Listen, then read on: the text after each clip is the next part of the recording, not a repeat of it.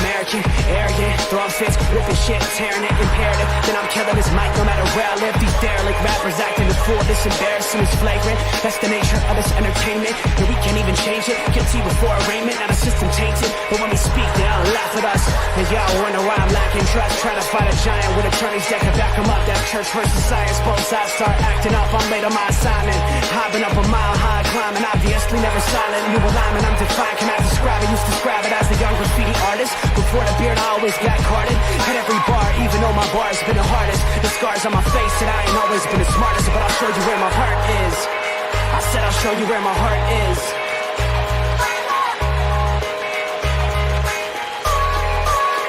I can show you where my heart's at. See it on my sleeve. Even if the beat stops, my soul will not leave. If I never stood tall, nobody will ever see. I can show you where my heart's at. See it on my sleeve. I can show you where my heart's at. See it on my sleeve. Even if the beat stops, my soul will not leave. If I never stood tall, nobody will ever see. I can show you where my heart's at. See it on my sleeve. I can show you where the type of guy that would ride with the breeze. I'm higher than most people. I'm cold and icicle freeze. I'm liking to Mike Tyson. I'm a bison, a beast. I'm hot like Jamaica, like right by the beach. My pops is from a spot where they're fighting for peace. 8 years old, out there watching people fight in the streets. All these sirens only make the violence increase. Yeah, we're still not loving police. It's that bright young American, nice, dumb, arrogant. Tight on a mic, but he might need a therapist. Heart full of kerosene, head full of fairy tales. Said that you're my homie, you don't know me, but I know you very well. Roll back on some West Coast shit. This whole track is wetter than your dress code kiss. About to hit the track, running on some retro fit. I guess so lit, I guess so bitch, now let's go.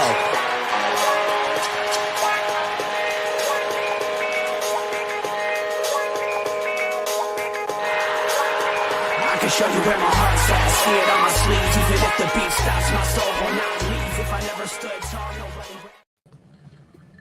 It's Tuesday. It's Tuesday. Little sports nonsense and whiskey hanging with the fellas. Hope everybody's ready. We got some fun stuff this evening. Hanging with the fellas. Cheers, my boys. Pinky, Robert. How you doing this evening? Fantastic. It is a wonderful Tuesday.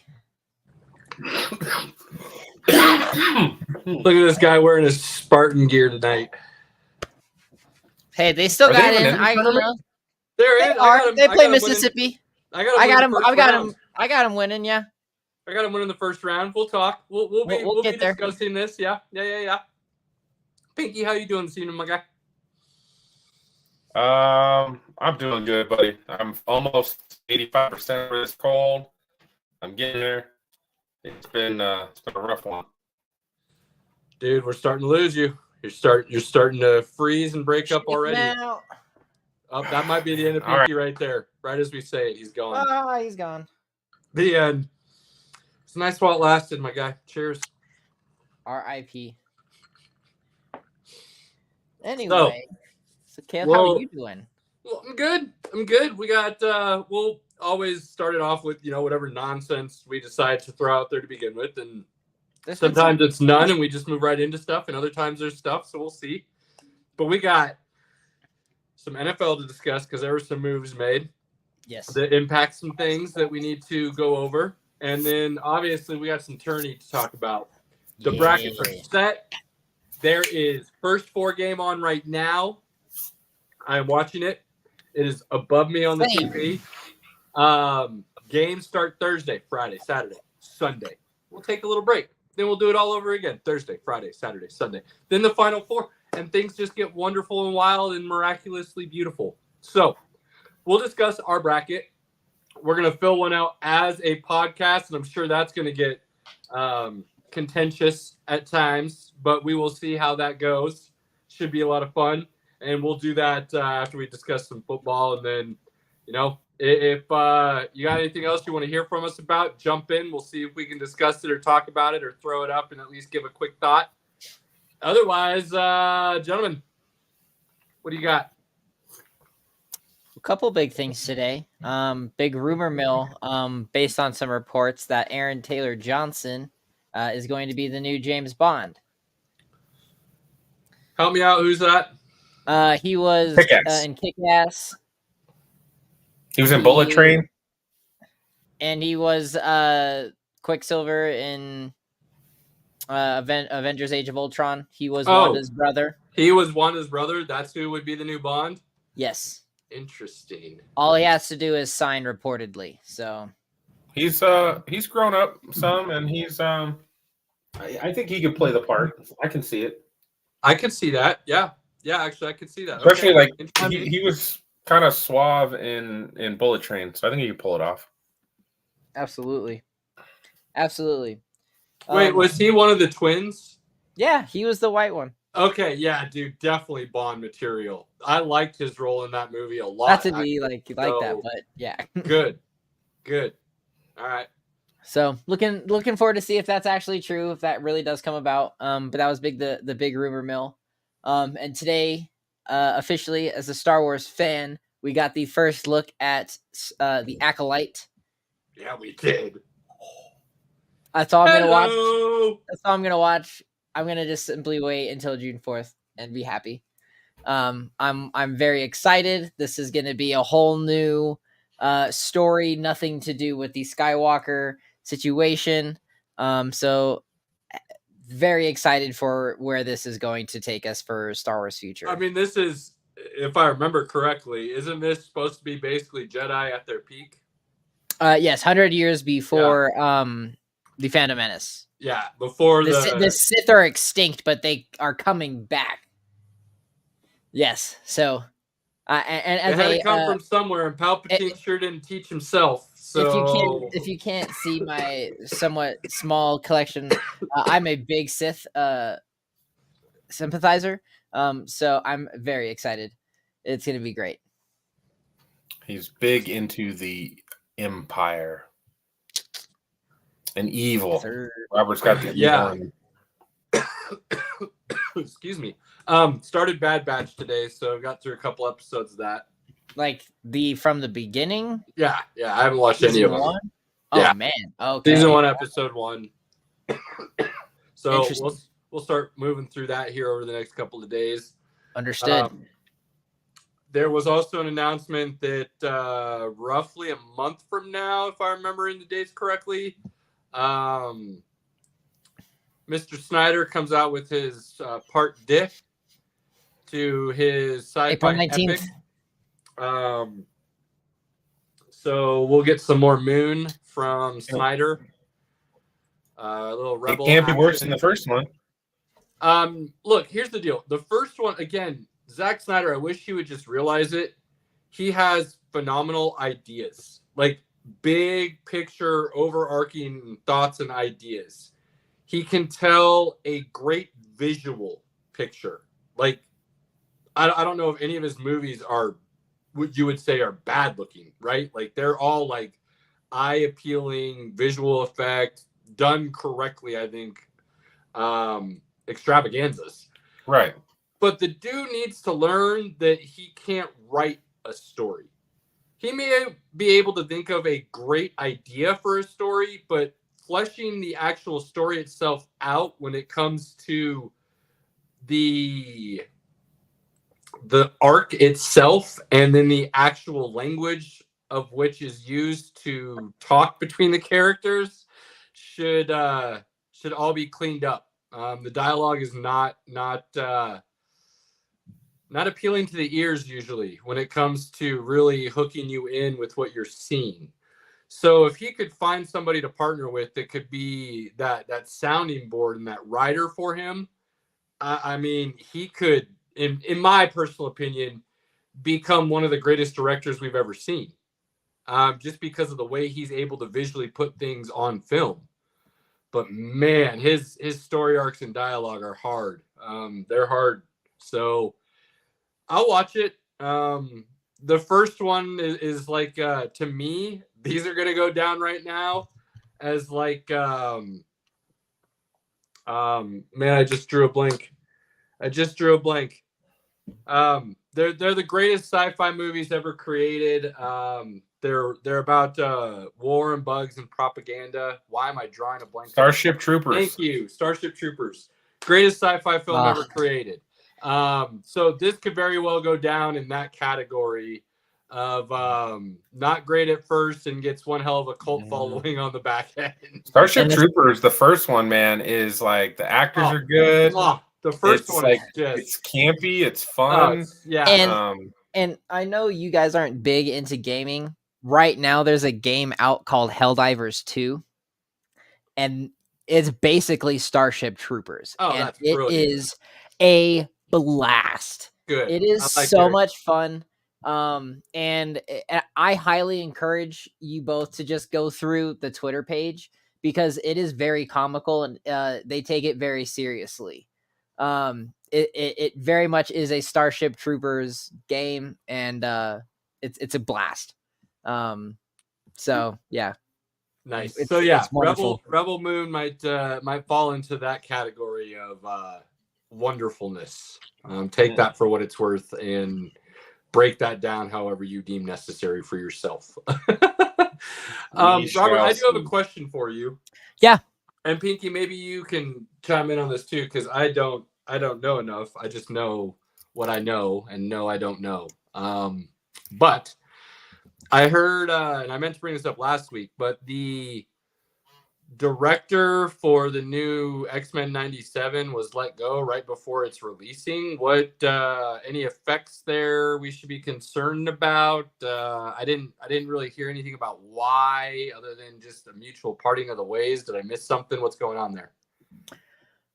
Nothing has really been talked about yet. They didn't renew it for a season 2, so the outlook on this is very grim. So I'm not sure of where this is going to go. With Do a we? lot. Sorry, go ahead. Go ahead. With a lot of what happened with the strike, there's a lot of restructure that happened in Marvel. Gave them a lot of time to bring some things together and maybe change the vision a little bit. Especially with Deadpool and Wolverine rolling out. I mean, you had the Marvels happen. I mean, we can talk about it. It's been out now for a little bit. That was actually going to be my question for you is, does this have anything to do with Deadpool and Wolverine and the fact that the 97 was really kind of a project before Disney acquired Fox and then had the rights to that and able to bring that truly into the universe? Do you think X-Men 97 was not exactly where they were thinking the X-Men were going to go, and so thus not wanting to really portray the characters that way again? Correct. I think the benefit they're going to gain from this are two things. Number one, a reunion with the original 90s series, so you're going to get that exposure to what the X-Men truly were. Two, that also sets it up perfectly based off of the set photos, very limited screen time though, of Hugh Jackman's Wolverine when his iconic blue and yellow suit. So I think that is a perfect segue to set up this Wolverine. Where that goes from here, I'm not entirely sure. Again, yeah, I'm interested to see how they do this because there's no way Jackman's going to be the Wolverine going forward, right? This feels like a one-off for him. We'll have to see. I truly hope they bring in somebody more along the lines of a Daniel Radcliffe in the sense that fits the character's, physique, if you will, a lot closer to the actual comics. And it would be cool to see them start doing the characters a little bit more justice that way. Yeah, that's the kind of thing where I'm wondering where it's going to go from here because again, they brought back Kelsey Grammer, so it's hard to see where they're going. Beast didn't look bad. Beast reminded me, the Kelsey Grammer Beast when he was Beast reminded me of Beast from especially X-Men 97. But like Rogue was bad, right? Like Rogue was not anything looking like Rogue or powers like Rogue. Jubilee or the person you thought might have been Jubilee, that looked pathetic. Scott Summers has never been portrayed very well. Jean Grey, so. I think Professor X, come on. Patrick Stewart did Professor X about as good as you can do that part, I think. Mm-hmm. James McAvoy, give credit to James McAvoy did a great job. I agree. He did a great as Xavier too. But, as far as a whole picture, Storm, I don't hate Halle Berry, but I'm not a fan of what she did with the character. And there's a lot to be said with her, especially with the Wakanda storyline, because she eventually does marry T'Challa, which Yep. How they are going to tell that if they're introducing the X-Men could be a future storyline, given that, you know, T'Challa's son does exist. So there's a lot to play with that, but again, that's really a lot of speculation. And we'll I see. just don't think that this Deadpool movie, if it does well, like we hope it is also the reset, because it's like resetting for the future. I think there'll be another Hugh Jackman Wolverine Deadpool movie, but it'll be not as important. It'll be a buddy comedy to the side. Like, it won't be such a big chess piece in the overall story. Well, I mean, that'd be awesome. I hope you're right, because that would be super cool. And Robert brought up Marvel, the Marvels, and at the end of that movie, obviously, there was a mutant that was introduced, and we got to see, you know, the first glimpse of kind of where it looks like Marvel's going to take that character. But they've also introduced the multiverse on many different levels from many different sides. So we know Deadpool, Wolverine, and what was at the end of the Marvels, and where the 616, I mean, that's pretty much what they've been running with, right? The 616 timeline. 616. Those could all three be separate universes timelines, right? So while we might be seeing mutants in a different universe, it may not be the 616 universe. So how they introduce it, how the X-Men come into the fold, the Final Four. I am Turney Jones and guys. The Fantastic Four are going to be coming out here soon. What universe do they end up in? Where do they fall into this picture? So there's a lot of things kind of up in the air with Marvel right now and how they move forward. And it's going to be interesting to see how they try to tie all this together, especially with the young Marvels that they've introduced and almost left off to the wayside. And what the hell happened at the end of the Eternals that hasn't even been discussed or spoken of? So where are they just going to decide maybe we let the vine branch out too much, and we're just going to allow some of those things to never come into the fold, even though we introduced it, and pull back a little bit?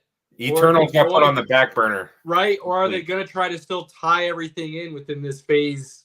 What is it, 5 and 6 coming up? So yeah. We'll see. It'll be interesting.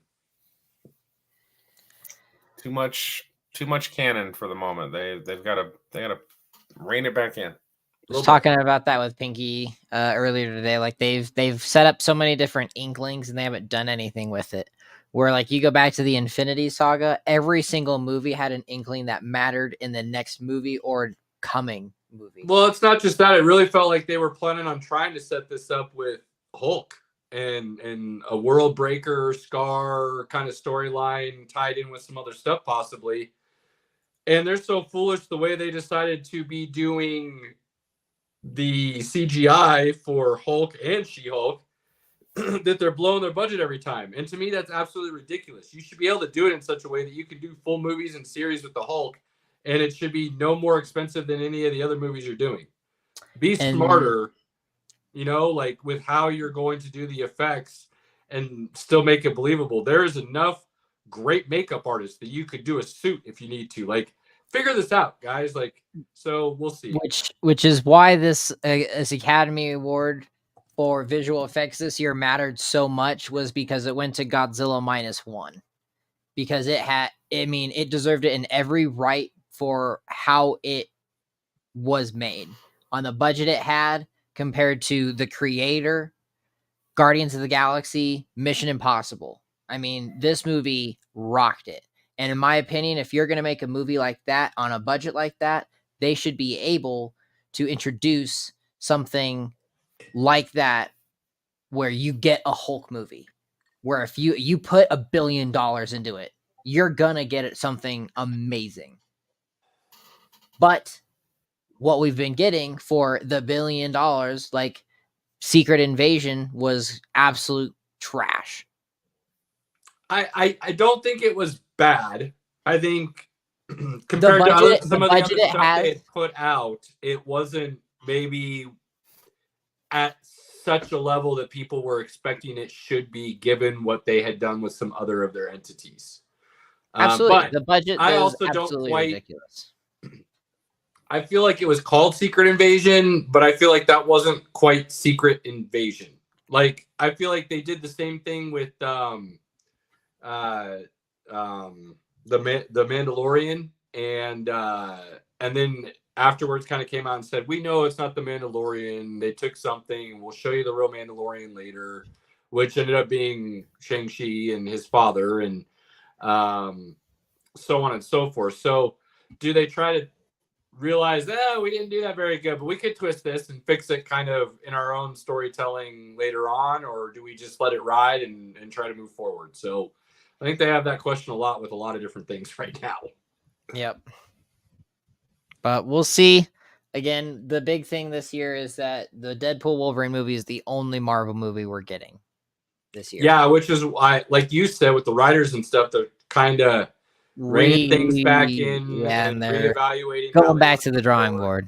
You know, a tighter circle, and realizing, kind of like I said, letting that vine grow a little too wild and not necessarily just on the lattice that you wanted to, can maybe be an issue. You tried too many things, you realize it didn't work, bring it back together and refocus. So hopefully that's what they do. I'm going to give one shout out. I'm going to switch gears real quick so we can move forward. Talking about Marvel is just depressing. Oh man. I do want to put a pub out for The Gentleman on Netflix. Watch that with the wife. We really enjoyed it. And she liked it, and at one point I had to stop it so I could I went and played poker Saturday night. She wanted to keep watching it.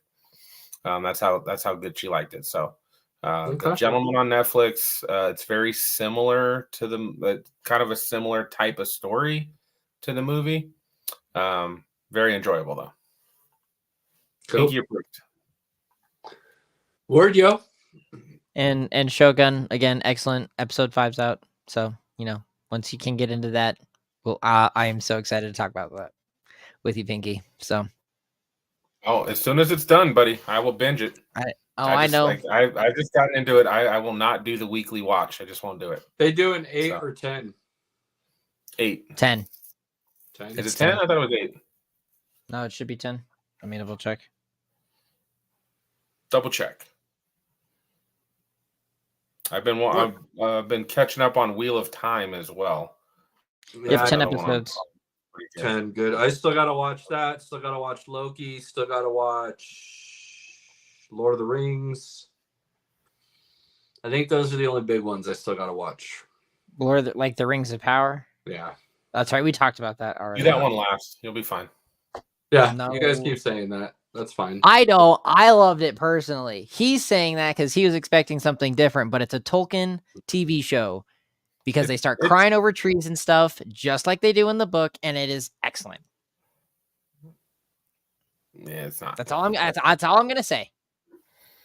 Watch at your own peril. I know, Caleb. It's probably gonna be excellent, Pinky. Caleb, I know. Yeah. Trust me. Yeah. You read the books.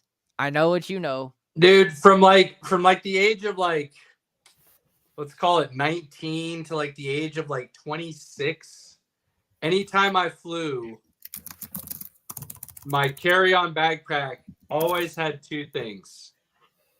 My iPod, my old school brick iPod, because it had Jay-Z's album Reasonable Doubt, and my Lord of the Rings trilogy book all in one book. And those are the only 2 things that I had to have when I went flying. And when I was walking around the airports, I had Reasonable Doubt on repeat, and I didn't want anybody talking to me. And when I was on the plane, I read my book. There you go. Hey, I've read the book. I still got it. I do enjoy Lord of the Rings. I enjoy The Hobbit. My collection's out there. I just found that the movie or the TV show just wasn't up to par. We'll see what happens eventually. We'll see what happens. Definitely do Loki. Get that out of the way. Well, duh. Get that one out of the way. That'll get watched. But I mean, the beauty is it is only Deadpool coming out this year. So I got some time before that hits where we can make sure that that's taken care of before. I know comes out. And Dune. after Yeah, but middle of June, you'll have about a month. You'll have about a month and a half, 2 months to really catch up because most sports are done by then. So yeah, you'll have time. Exactly. So yeah, and Dune will probably end up getting watched straight to home video kind of thing. Oh man, it's so good in the theater though. I don't know. Missing If we'll get out out. to see it in the theaters. We'll see. We may still. I don't know. I'm not holding my breath. We'll see. It's worth it, my friend. You're never gonna convince me that a movie is worth seeing in theaters over just my nice big screen in the basement, relaxing on my couch. Like, I'm good with that. Like, that doesn't bother me at all. Well, and you do have it the old people setup where it's like right in your face. It's 12 feet back. It's good. It's right there on purpose because it's supposed to be the whole enclosed movie experience feel. It was bad when we first set it up. You're right. When we first set that up, it was right there. Definitely needed to come back. But that's why the pool table and everything got shifted to the other side of the basement. So, it could still maybe move back a little bit, but I don't mind where it's at now. It's pretty solid. All right, let's talk some sports. Lead the way. Baseball starts in like 10 days. Baseball's coming up. I mean, I think the storyline is it's the Dodgers versus everybody else, right? Can anybody else take them out? Well, again, injuries. Hopefully injuries don't happen. Is Ohtani going to be able to play the whole season as a DH? Does he see the field at all? Is Yamamoto amazing as a pitcher? Glasnow, they signed so much. It's crazy. Do the Braves go off still? Do the Yankees be anything? The Red Sox, the Orioles, can they repeat what they tried to do last year with all their young talent? There's some good storylines right now. Can the Rockies come in out of nowhere? No, I'm just kidding. No, we don't talk about the Rockies, Robert. The Redskins are projected to be, or not the Redskins, the Red Sox are projected to be really bad. Yeah, they are. But that's usually the season where all of a sudden they come out of nowhere and get in the playoffs and do some damage, which is crazy. Astros are still going to be really good. Rangers should be really good this year. So it'll be interesting. Robert, to clarify, you can talk about the Rockies as long as it's to tell the fans that are attending and buying tickets that they're foolish. And if you want to disgrace the Monforts, then it's perfectly okay to mention the Rockies. Yeah, if you buy Rockies tickets and you root for the other team, I am perfectly happy with that. So, that's the way. If you go to a Rockies game, you have to root for the other team, and that's cool. I am going to go to a Rockies game against the Braves this year. I'm going to make that happen. That's fine. But you're going to be wearing Braves gear, so you're not going to a Rockies game. You're going to a Braves game at Rockies at Coors Field. There's a difference. So I was actually talking baseball. Matter. I did see something super cool. A buddy of mine, we were playing poker at his place, and he's got a he made it. It's out of wood. He carved it all. It's a map of the United States. And it's got metal pins with all the baseball logos where all the baseball stadiums are. And then he's got pins that go on them if he's been to that stadium. Cool. That's cool. Super, super cool. Yeah, that's cool. His was Houston Astros. So he had like Houston Astros and the colors. And then like the Great Lakes were in like a bright blue. And it was gorgeous. I was like, hey, man, can I get a football one like that? And I have to talk about it. There's some price involved there, but super cool. And I was just like, man, I had thought of like, wow, that's a lot of baseball stadiums to go to. A lot. Well, yeah, because there's new ones coming into play too. So if you were able to see some of the older ones and now you're moving into some of these newer ones that have been built over the last, 15, 20 years and you're catching up there still too. I mean, you could be going back around to see the same team because some of these teams have built new stadiums. So that's pretty cool. That's pretty cool. That's like with Andy and I, who are trying to do all of the football stadiums. We know Buffalo's got a new one coming. So do we go to see the old Buffalo Orchard Park one before it goes down? Yeah. Because what's going to happen 9 times out of 10, and I hope they don't do it, but 9 times out of 10, when a team upgrades, they also usually try to for lack of a better way of putting it, devalue the craziness of the fandom. Right. And will the new stadium allow or have the same opportunity for those tailgate experiences that Orchard Park has now that the Bills fans have created? I don't know. That's kind of taking a risk, in my opinion, where what the true experience of going there for you, Pinky, is experiencing that pregame with the Bills Mafia. And then going and seeing the game and checking it off your list. So I personally would advise you and Andy as your counsel that you guys need to go ahead and make sure you hit up Orchard Park. Fair. He's got to live vicariously through you, Pinky, somehow. So you got to make it happen. I feel that. Who knows? Depending on when they go, that might be the first one I get to attend. I know. We still talking about a Nebraska game at some point. Oh, dude, we're definitely doing a Nebraska game at some point. At some point, that is it. Next couple of years. Maybe I really want to be at the CU game this year. I just don't think it's going to happen. I'm excited to go to my first Nuggets game ever. Like my first basketball game ever. Yeah, so. That's wild that you haven't done that. So we got a lot of catching up for you to do, apparently. I've also never been to a professional hockey game. Those are fun. Ooh. Hockey at any level, college hockey. I've been to college hockey games. I've been to college hockey games. DC, Air Force, DU. Been to a bunch of those. They're fun. Avs are a lot of fun. Hockey live is completely different. There's no comparison. Hockey live to hockey on TV is the one sport where they are not the same. I can watch golf on TV and it's actually more enjoyable than being in person, because in person you stand in one location and watch one specific shot from every player all day. You don't watch the whole round unless you're going to walk with that player. And if you walk with that player, it's really hard to see all the shots because there are galleries already set up at the best locations. So the likelihood of you being able to get to a spot to see the best shots is slim to none. Basketball is fun on TV and in person. Everything in person is better, so don't get me wrong, Robert. But it's fun on TV and in person. Hockey Football fun. Hockey is just so different that we need to plan a Binky. Look into the guys' night out stuff for the Avs, and let's see if we can get. Let's see if we can go to an Avs game. That'd be fun, man. Next season, so much fun. Yeah, obviously next season. We'll have to look into it next season. Duh. There's only like a couple games left this year. I know.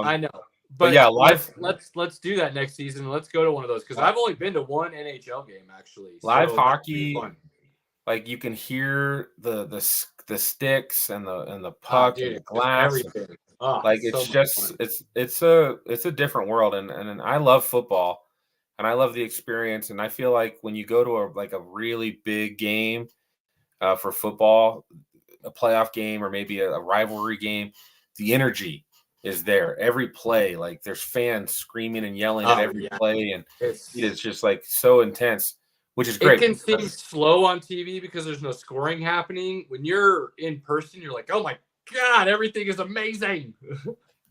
No, and that's why I'm excited. So it's gonna be a great time. Cody. You must not know how much Avs tickets for playoff tickets go, bro. Well, wait, Cody, are you financing the trip? Because if that's the case, if it's sponsored, we'll all go. Well, I should say, Avs playoff tickets are somewhat affordable. Stanley Cup tickets are not affordable.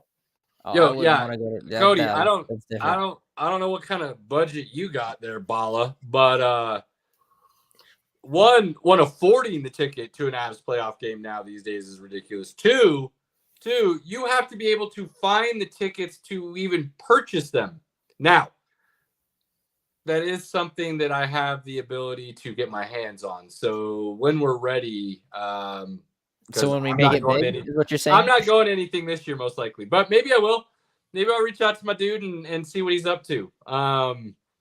See if he wants to go, but we'll see what happens. Cody, the day you get flown out by us is the day this is our full-time job. And then you are definitely going to get flown out to go to some games with us because we're going to have, credentials and stuff that will have to be at the games to be able to know what's going on. So we'll make sure you get to tag along at times, my guy.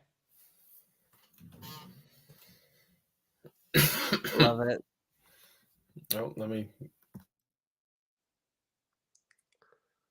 Pinky's Cody's over going to here give you dying. tips where to sit. Personally, 2 rows above the glass. Yeah. That's All my right. personal opinion. The best, the absolute best, 2 rows above the glass. The other place I really like, actually, and it seems kind of crazy, but sitting in those upper decks behind the goals, you get to see everything develop and how the players move around and skate and how they're switching out from bench to ice and stuff. So it's pretty cool because you get the depth. When you sit sidelines at a lot of sports, at least me personally, I like doing end zones, baselines. I like the end courts because then you get the depth and you get to see everything. When you do sidelines, and I see Cody says center ice, I mean, I don't hate that idea by any means, but I would definitely recommend sitting up a little higher for that just because then you can get more of that depth, you know, for your first game. But then again, there's an argument to be made to, if you're going to go to your first game, sit right on the glass and bang away and feel the action, literally feel it. So, you know, there's arguments for both. Yeah, buddy. McKinnon Either doing way, work. McKinnon doing work. I'm looking forward to it. No, not McKinnon. The Moose, baby. Oh, Miko. my bad.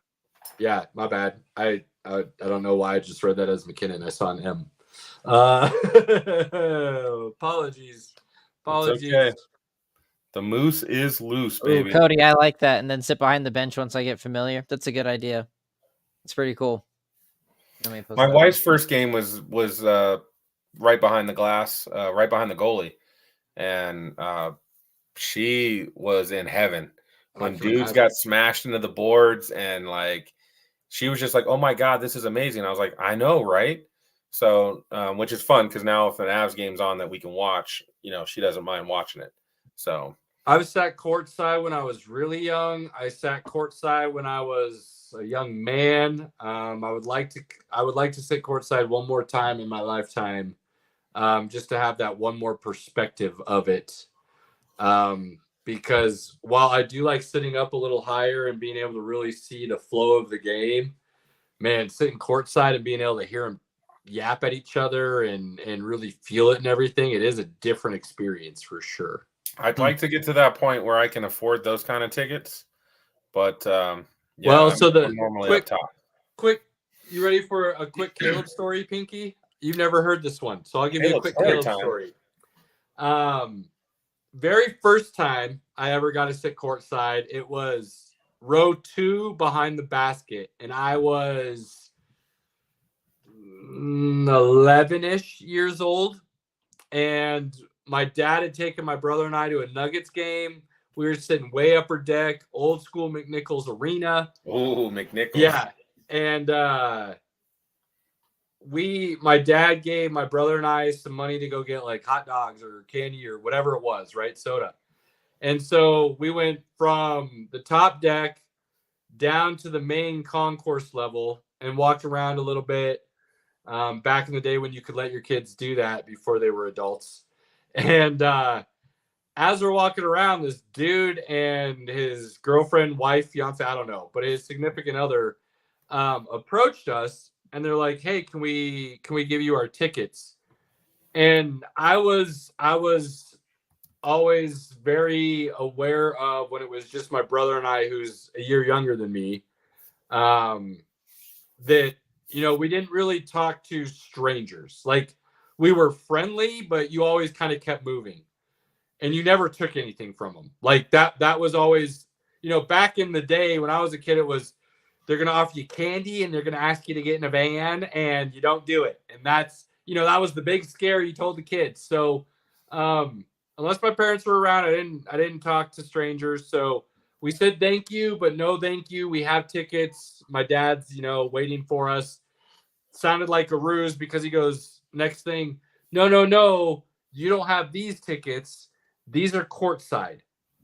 And my brother and I looked at him and laughed and said, yeah, nobody gives those away. This guy doesn't realize he's talking to like 2, you know, tiny children encyclopedia of sports nerding out things, right? Like, that was my brother and I. So He's like, no, seriously. And this dude was brilliant. And I wish there was a way I could figure out who it was and thank him, because had he not done this, my brother and I literally would have missed out on this experience.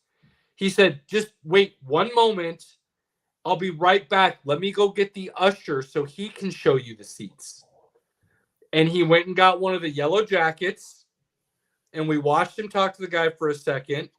And then the yellow jacket came over and said, young men, would you like to accompany me to your new seats? And we said, no, our dad's waiting for us.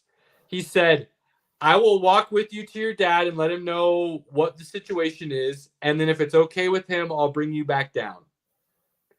And the adult came back over and said, I hope you guys have a great night. I can't think of two better kids to give them to, something along those lines. Thank you to the usher. And they walked off. Walked up to my dad. We're still not believing any of this. We're like, whatever, this is just weird. Thinking the usher is now escorting two kids back to their parents is really what we thought was happening. Nah, man. He walked back to my dad, told my dad what was going on. It just so happened we were sitting upper deck baseline, and these seats were second row baseline. So my dad was literally able to watch us while the usher then kept an eye on us for the rest of the game. We got these tickets at halftime. So we got to watch the whole second half from right under the basket, directly behind the basket, second row. Jalen Rose at one point jumped on top of us to save a ball going out of bounds. And so there's photographs somewhere, I'm sure, of like 6 adults, like literally coffin holding Jalen Rose above these 2 little kids who are just ducking for their lives at this giant man flying over them, Superman style.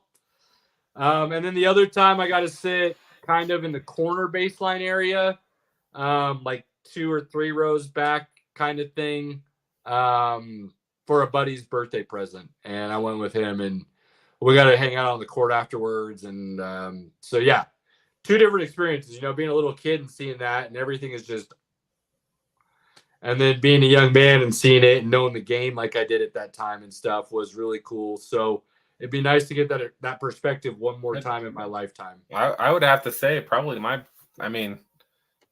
think I've been 50-yard line, 17 rows up at Broncos Stadium once. Yeah, I've gotten that experience. I know the right people apparently at times, because a buddy of ours, Zach, his dad had season tickets, and they were like, I want to say they were like 30 rows up on like the 35 or 40. So right in that area. And I got to go to a couple games with those tickets as well. So I've seen some good football. I've recently watched an Avs game in a suite, and then watched the Broncos opener this season in a suite. That's a super cool experience. I haven't done suite level for Broncos yet. I have done it for Nugs plenty of times, and that's I actually don't think those are great seats in the Pepsi Center or whatever the hell it's called now. They were nice for hockey. I've done a suite at Coors Field. I've done that as well, actually. I've only done like super far back in Coors Field, and I only go to night games too. I won't do the 90 degrees out in the sun, sweat your balls. Why? Off. You get third baseline and you can do afternoon games. Yeah, that's not me. That's just not me, bro. Third baseline afternoon games is sun. I mean, is shade. It's still hot as hell. Just so you're aware. A little warmer, but you get some cold adult beverages. Cheers, everybody, and you enjoy yourselves. I would say probably the best seats I've had at a sporting event that I felt like were like really good seats was at the Super Bowl. So, well, yeah, I'm sure you had. Yeah, for me,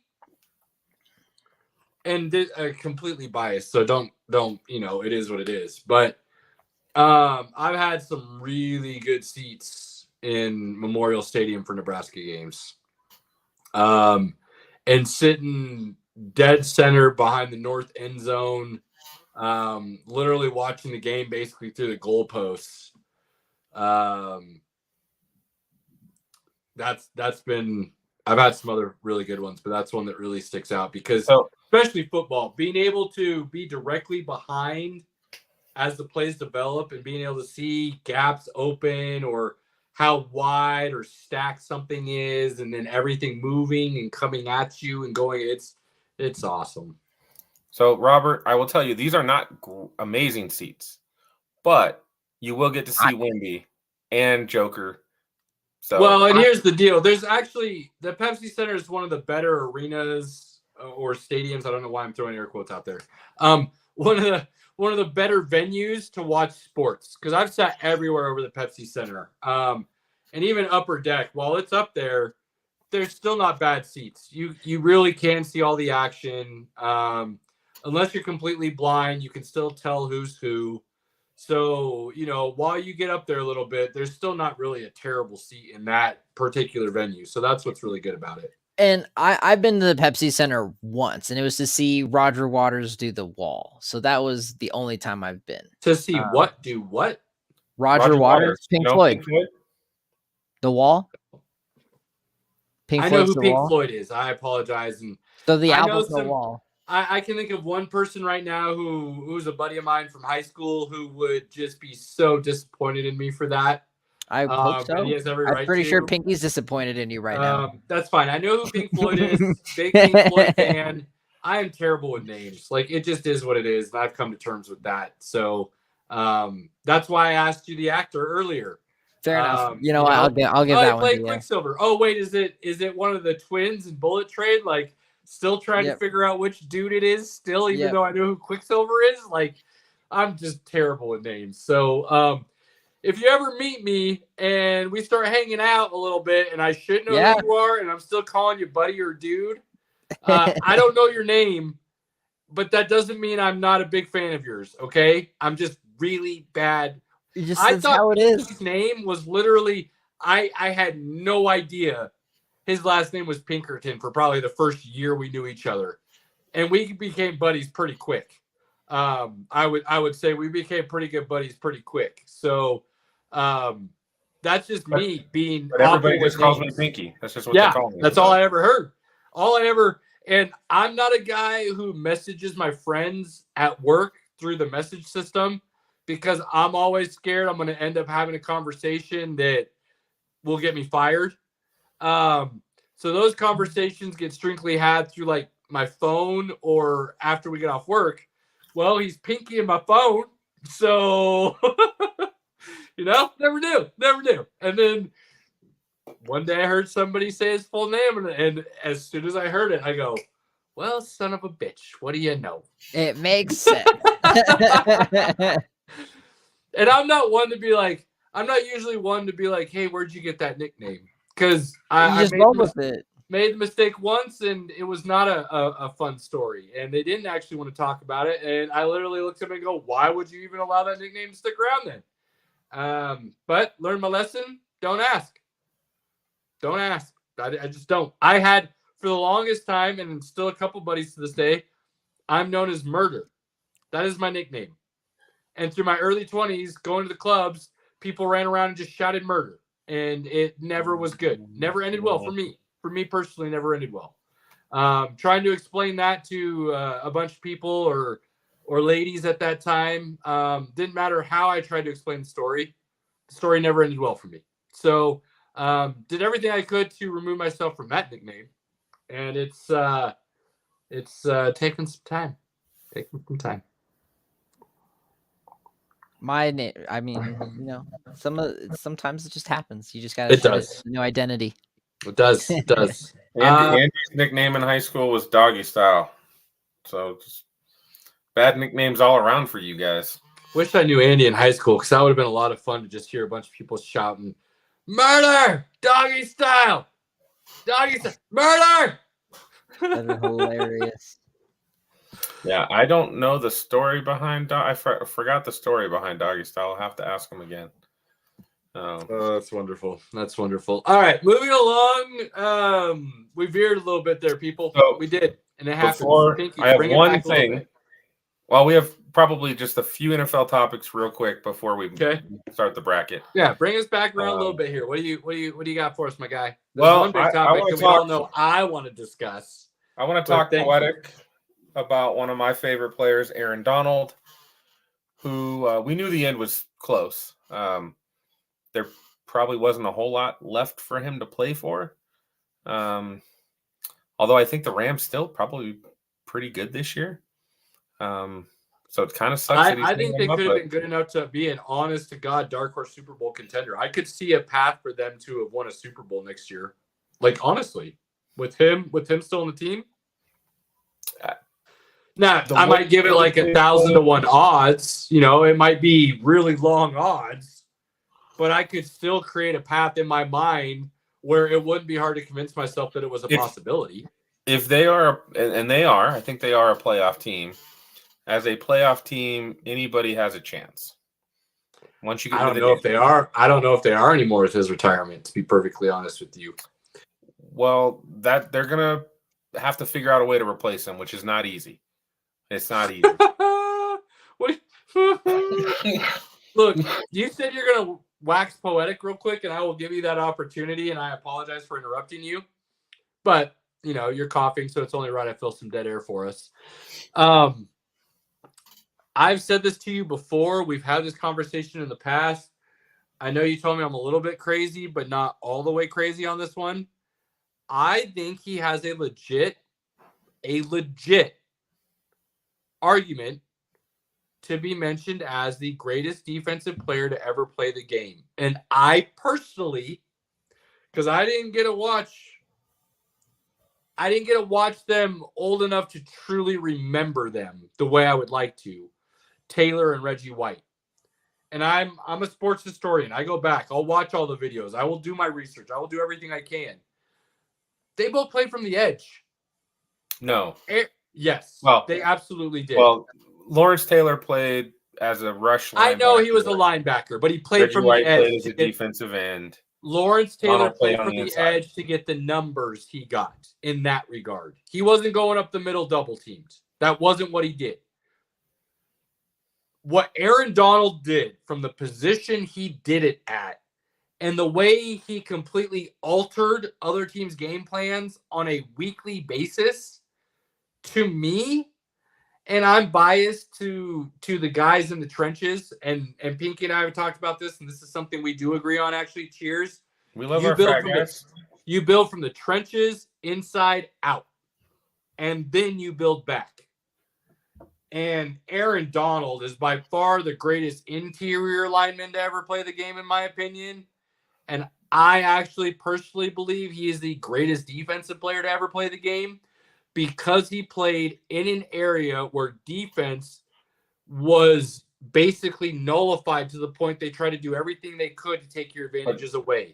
If you go back and look at what Lawrence Taylor and Reggie White got away with, you go even further back and look at somebody who I think should be mentioned as one of the greatest defensive players, but doesn't get as much mention in Deacon Jones and the head slap shuffle basically that he created to just knock guys out at the line of scrimmage.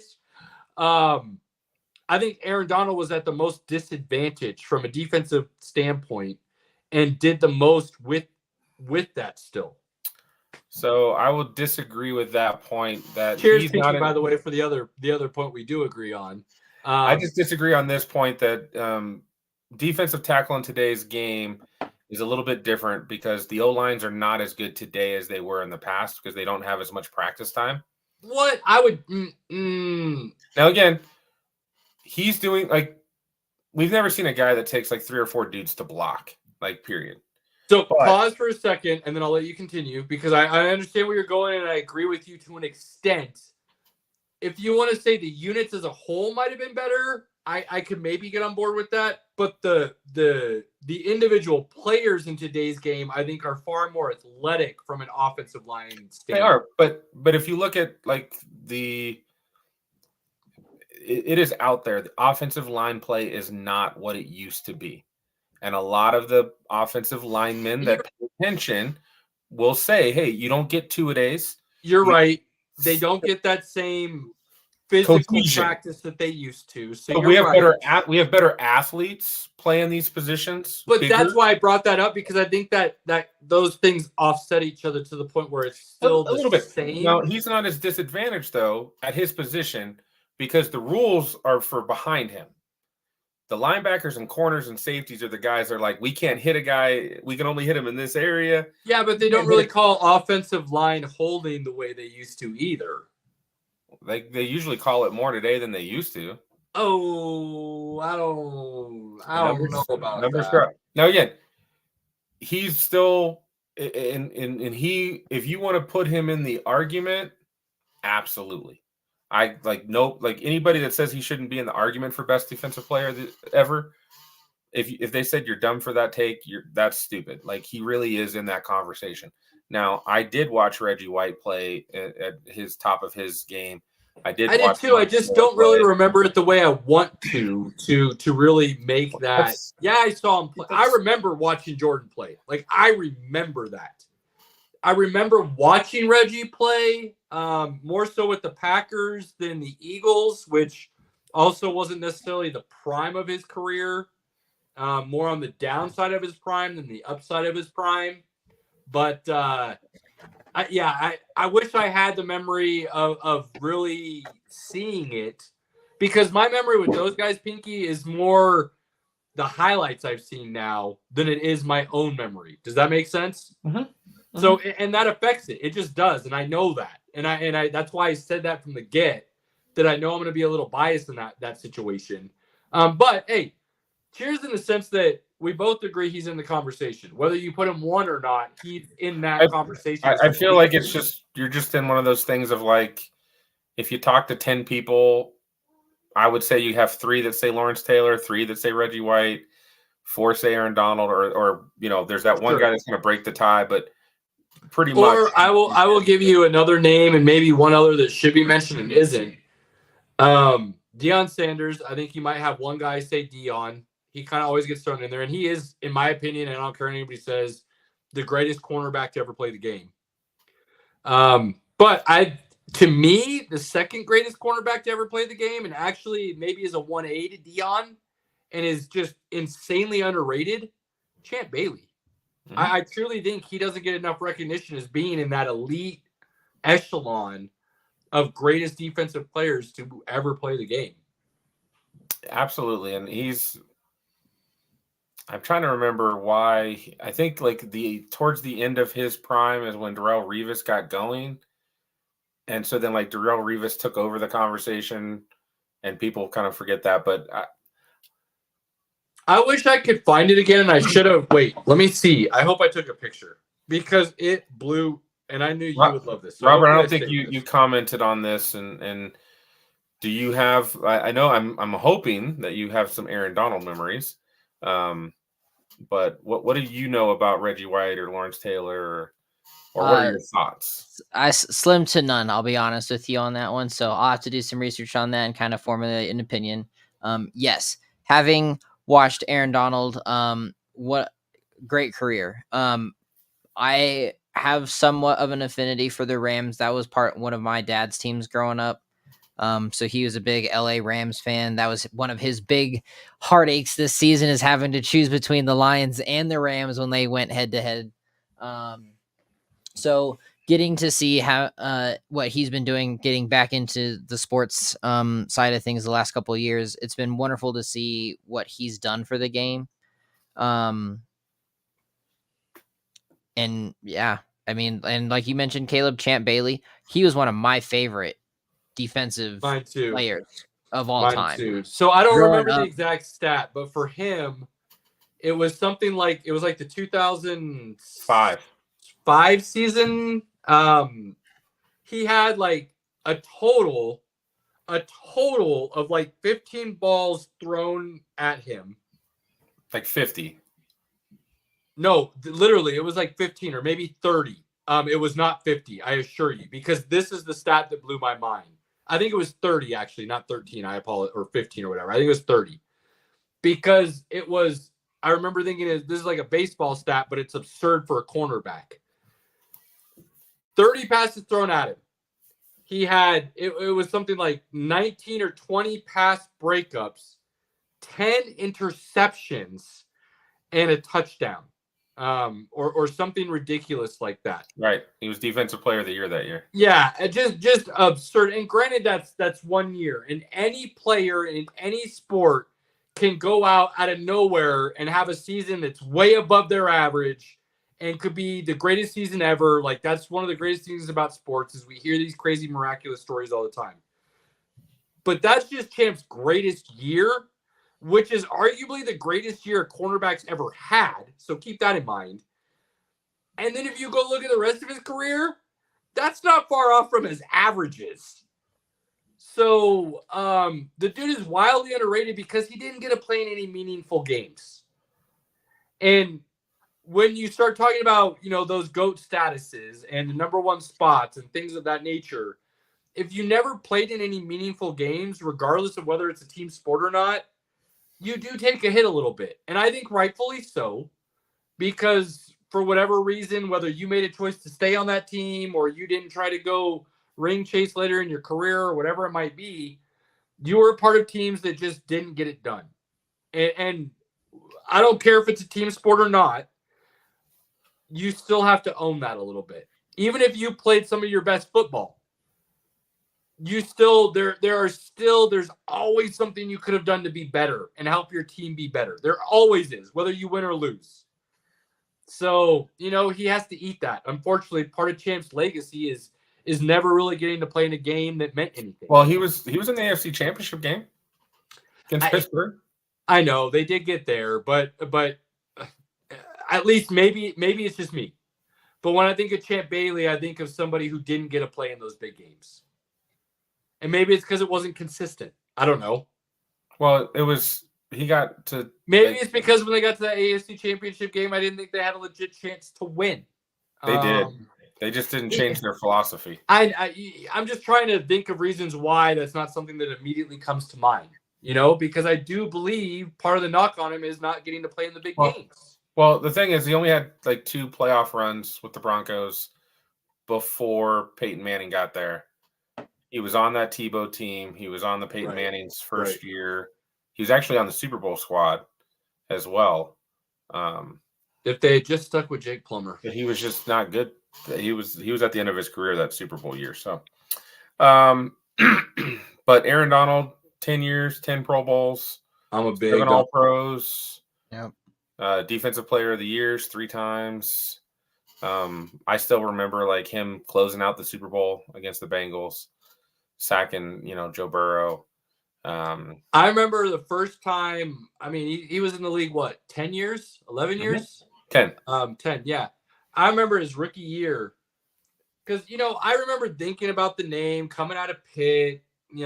Solid defensive player, getting some talk for defensive player of the year in college and things of that nature. And so I remember, but you hear defensive lineman, interior defensive lineman, you think big dudes. Right. That's the natural thing. And especially me, who's a Nebraska fan, those were the big boys. Those are the corn-fed interior linemen, big boys who were going to make you look small as a human being. And then you see Aaron Donald and you go, is the dude even 5'10"? He's 6. I'm just saying. You look at him, you go, sitting next to everybody, you go, is he even 5'10"? Like, he's a little dude. Is he even 5'10"? And then you look at him, you go, I mean, is he truly even 280? Like, is he truly even? And then he gets on the field, you go, I don't fucking care. None of that matters. This dude is a straight beast. So he is one of the stronger guys that you'll ever meet. Oh my God. Also, because of how short he is, he's got leverage on everybody he's up against. But which is that really his greatest skill. You have to be able to know how to use the leverage and have the technique to take advantage of those things. And that dude is just the greatest at all of that. Do you know? He's better than this player, but this player from the 90s and early 2000s was the epitome of the smaller guy who just got it done. Do you know who I'm thinking of? Defensive tackle. He's in the Hall of Fame. Oh my God. Oh Jesus! I totally just had this in my head as soon as you started talking about it. I can see him, Pinky. You're gonna make me so frustrated with myself. What do you know he's wearing on his face? He always did the black under the eyes. Oh God! And he always went crazy. Ah! Wait, wasn't he in the movie Little Giants? No, that's Lawrence Taylor. Yeah. He went crazy too, but just tell me, because this is gonna drive me nuts. I'm drawing a blank on this name right now. John Randall. Thank you. Minnesota Vikings. But he was a defensive end. Played a little interior, but didn't he go in the Hall of Fame as a D end? He's a D tackle. Okay. All right. Cool. Which again, he got a lot of notoriety because he would get double-digit sacks. sacks. But even Randall's bigger than Donald, isn't he? Isn't Randall like 6'1", 6'2"? I don't know if he's. I'll have to look it up. Like I truly believe Aaron Donald is 5'10". Like legit, I believe he's the same size, maybe 5'11", same size as me. Like I do not believe he is 6 foot. I don't, and it doesn't matter because the dude will just destroy you no matter who you. I want to see Aaron Donald in retirement go over to Japan and sumo wrestle. Oh my God, John Randall and put some of those dudes in their place. John Randall is 6'1", 290. Yeah, defensive tackle. Okay, I know. He didn't he play DN for a little bit though in Minnesota. Am I just thinking that, or I don't remember him ever playing DN. Why am I remembering him playing DN? I mean, you can always move a guy to DN for a couple. Well, obviously, yeah, absolutely. What's Donald? So they have Donald at 6'1", 284. Bullshit, that dude's 6'1". There is no. Did you see him sitting next to Steph Curry that one day? There's no way he's 6'1". Steph Curry actually made Aaron Donald look small. Now, not like small, but like literally small. And I went, oh yeah, Steph's legit 6'3". Like I will never forget that picture for the rest of my life. I saw that and I go, well, that's the difference between basketball and football players. And Steph is a legit 6'3". Those are like instantaneous thoughts that I had when I saw that picture. But I love Aaron Donald. One of my favorite football players of all time, right after Tommy Frazier, is Ndamukong Suh. Like I'm an interior trenches dude. And Aaron Donald has always been one of my guys. Ever since he came into the league, just an absolute monster and a beast. So love it. Cheers to Aaron Donald. May he have fun in whatever his next endeavor is. Pinky, right. Next big NFL topic. Well, I think everybody lost their minds over the weekend when Justin Fields got traded. And, I think a couple people are like, oh, you only got a sixth round pick for him and all this stuff. And, I mean, the Steelers immediately put out they had better offers on the table. They just wanted to send him to where he wanted to go. Yeah. First of all, I'm going to throw you some quick points and I'll let you guys digest because I'm going to still have a lot to say after you guys are done. I'll let you rant and vent and end it. But let me throw you these 3 or 4 quick points that you guys can go off of here as well. First of all, Bears bullshit. You didn't have better offers on the table. That was the only offer you had on the table. Let's be honest about the situation. Secondly, you don't even have an offer on the table unless Kenny Pickett decides to be a bitch. I'm usually not a big fan of calling people such. I'm usually not a big fan of necessarily cursing on the show because I want to make sure that we get to as wide a range audience as possible. There's no other way to describe the situation. My man, by all accounts right now that I'm reading, the moment Russ was signed, canceled a scheduled session with his wide receivers, throwing session with his wide receivers, canceled it. Then proceeded to tell the Steelers that he was not going to compete with Russ for a spot, whether it was starting or backup. And the Steelers, I mean, come on, Kenny Pickett, of all organizations to say such harebrained, dumb ideas to, that is not the one. Not the one. Mike Tomlin came out and said, I want people who want to be here. I don't want people who are forced to be here. I'm saying it kinder than he did even. They traded him as a backup to Jalen Hurts at Philadelphia. He will never see the field again. Plain and simple. He wants volunteers, not hostages. Yeah, volunteers, not hostages. Thank you, Pinky. I actually like that better. I should have just said his words because it's so much better. I want volunteers, not hostages. Kenny Pickett, get the hell out of Dodge.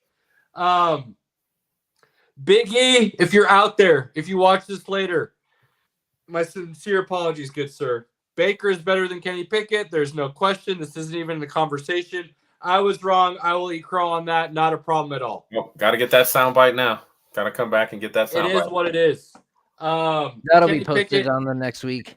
Baker ain't good, but Baker got that dog. Kenny Pickett ain't good, and Kenny Pickett ain't got that dog. Pickett's Pickett's NFL career is done. Let's throw that point out there. That's crazy. So this doesn't even. That's the only offer you had, Bears. I don't care what you said, Ryan Poles. You are terrible at your job. I've said that after last offseason. I will say it after this offseason. You lucked into Caleb Williams, and you will ruin him. Kenny Pickett, thank you. Thank you, because you got my guy Fields out of Chicago. You got into a fabulous organization with a lot of talent around him and a competent head coach, more than competent head coach. So thank you, Kenny Pickett, for helping my boy out and getting him into a position. Third, anyone out there, and I'm more than happy to eat all the crow on this if it happens, because I don't give a shit. Anybody out there who is foolish enough to think Russell Wilson will still be the starter week 1, I mean, bless your heart. I'll bet you Bless your heart, 'cause I don't know what else to do for you. My boy is about to do work in Pittsburgh. I will bet you a 6-pack right now. Russell Wilson starts week 1.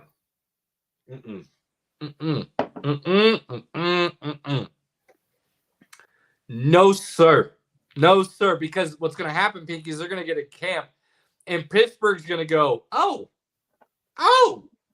Not only did we think there was something here and this guy had potential, this guy is actually legit, and the Bears were holding him back and doing him an injustice.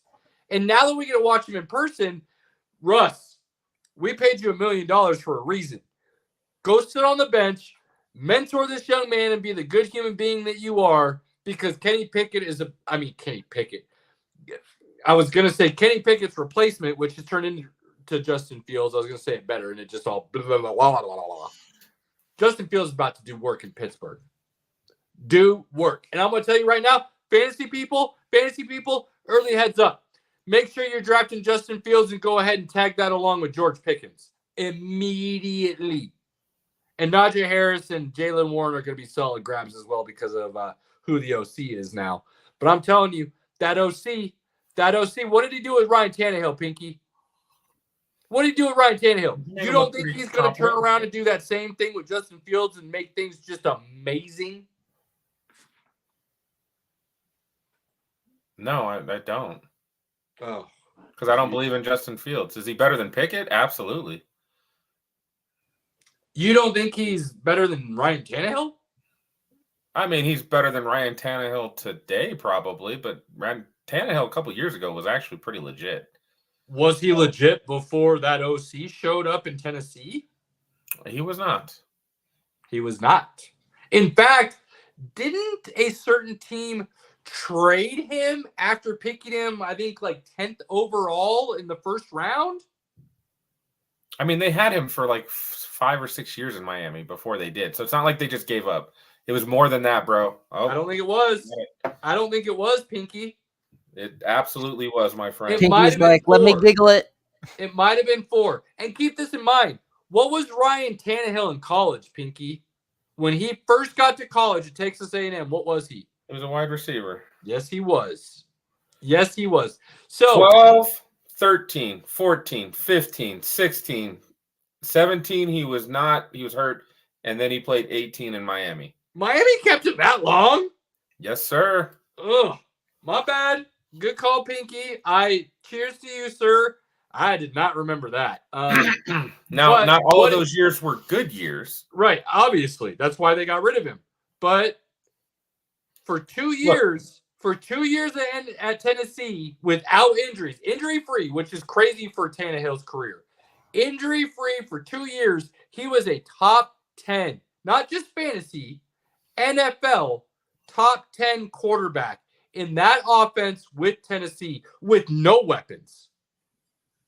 I mean, in all honesty, with really no Derrick Henry, but nothing to really throw to. Delaney Walker was pretty awesome during that 2-year stretch. I do like Delaney Walker. I'll give you that. That was a solid. That's one that when we get old and we're like grandparents and our kids are like, watching some highlights and we're like, look at that. That guy never lived up to his potential, but he was really good, that Delaney Walker.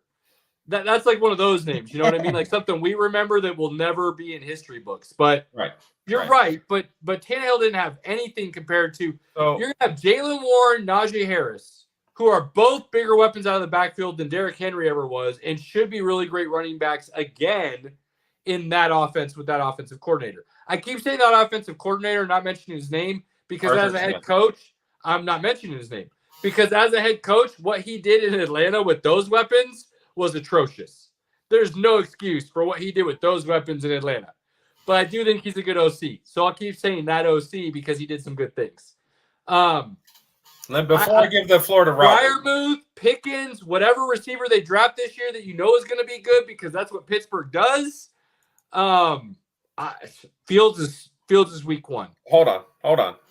I'm going to I'll shut up now. I apologize. Instead of let you guys rant, I'll shut up. I'm going to make this real simple and clear. And I told you I'll put a 6-pack on it right now. Or we could do a bottle of whiskey. I'll write it down. Mike Tomlin, before Russell Wilson signed, he told him he was going to get first starting. Yeah, because Kenny Pickett was the other quarterback on the roster. And this is probably unfair because I actually listened to the Rich Eisen show, and he had the Steelers insider on, and the Steelers insider specifically said, Mike Tomlin has already told Russell Wilson he is the starter. Justin Fields has been told he is the backup. It is not a competition. Now, here's where I will agree with you. Russell Wilson will be the week 1 starter because Mike Tomlin lives up to his word. And Russ will not be awful in a hand the ball off, play action offense that Arthur Smith runs. He's actually going to probably be pretty okay in that offense. But I do believe Fields will start in the season based on performance of Russell Wilson. So Fields is still going to play. He's not going to play week 1. And it's because Mike Tomlin, he will. You're right. He will live up to his word. You are absolutely right, Pinky. He will live up to his word. I agree with you 1,000%. This is just where we see it differently, my guy. I have yet to hear a report where Tomlin or Pittsburgh as an organization told Russell Wilson he will be the week 1 starter. He is the starter. Cool. Russ can enter training camp on the depth chart as number 1. By the time training camp ends, that entire team will very quickly realize Fields will be the week 1 starter and Russ will be a very viable backup in case Fields performs under what they expect or gets hurt, which he has done a few times as well. I just don't see it, man. He's a man of his word. Right. But when did he say he was week 1 starter? I have yet to hear that. The Pittsburgh insider said specifically, Mike Tomlin in the press conference said he is the starter. And it has been reaffirmed that Russell. The starter, sure. You can be the starter when training camp starts. I don't think Russell's going to play bad enough in preseason and the limited snaps in a play action run heavy offense. This has nothing to do with Russ's play. This has everything to do with when they get in camp, Russ will be the starter. He will be taking the first team reps. But by the time that first week of training camp is done, that second week of training camp is done, and they're back at home, they're not on location, that whole team will be talking about Justin Fields as the starter. And what is Mike Tomlin? He's a player coach, baby. He is a player coach. Are we doing a bottle or a 6-pack? Which one are we doing?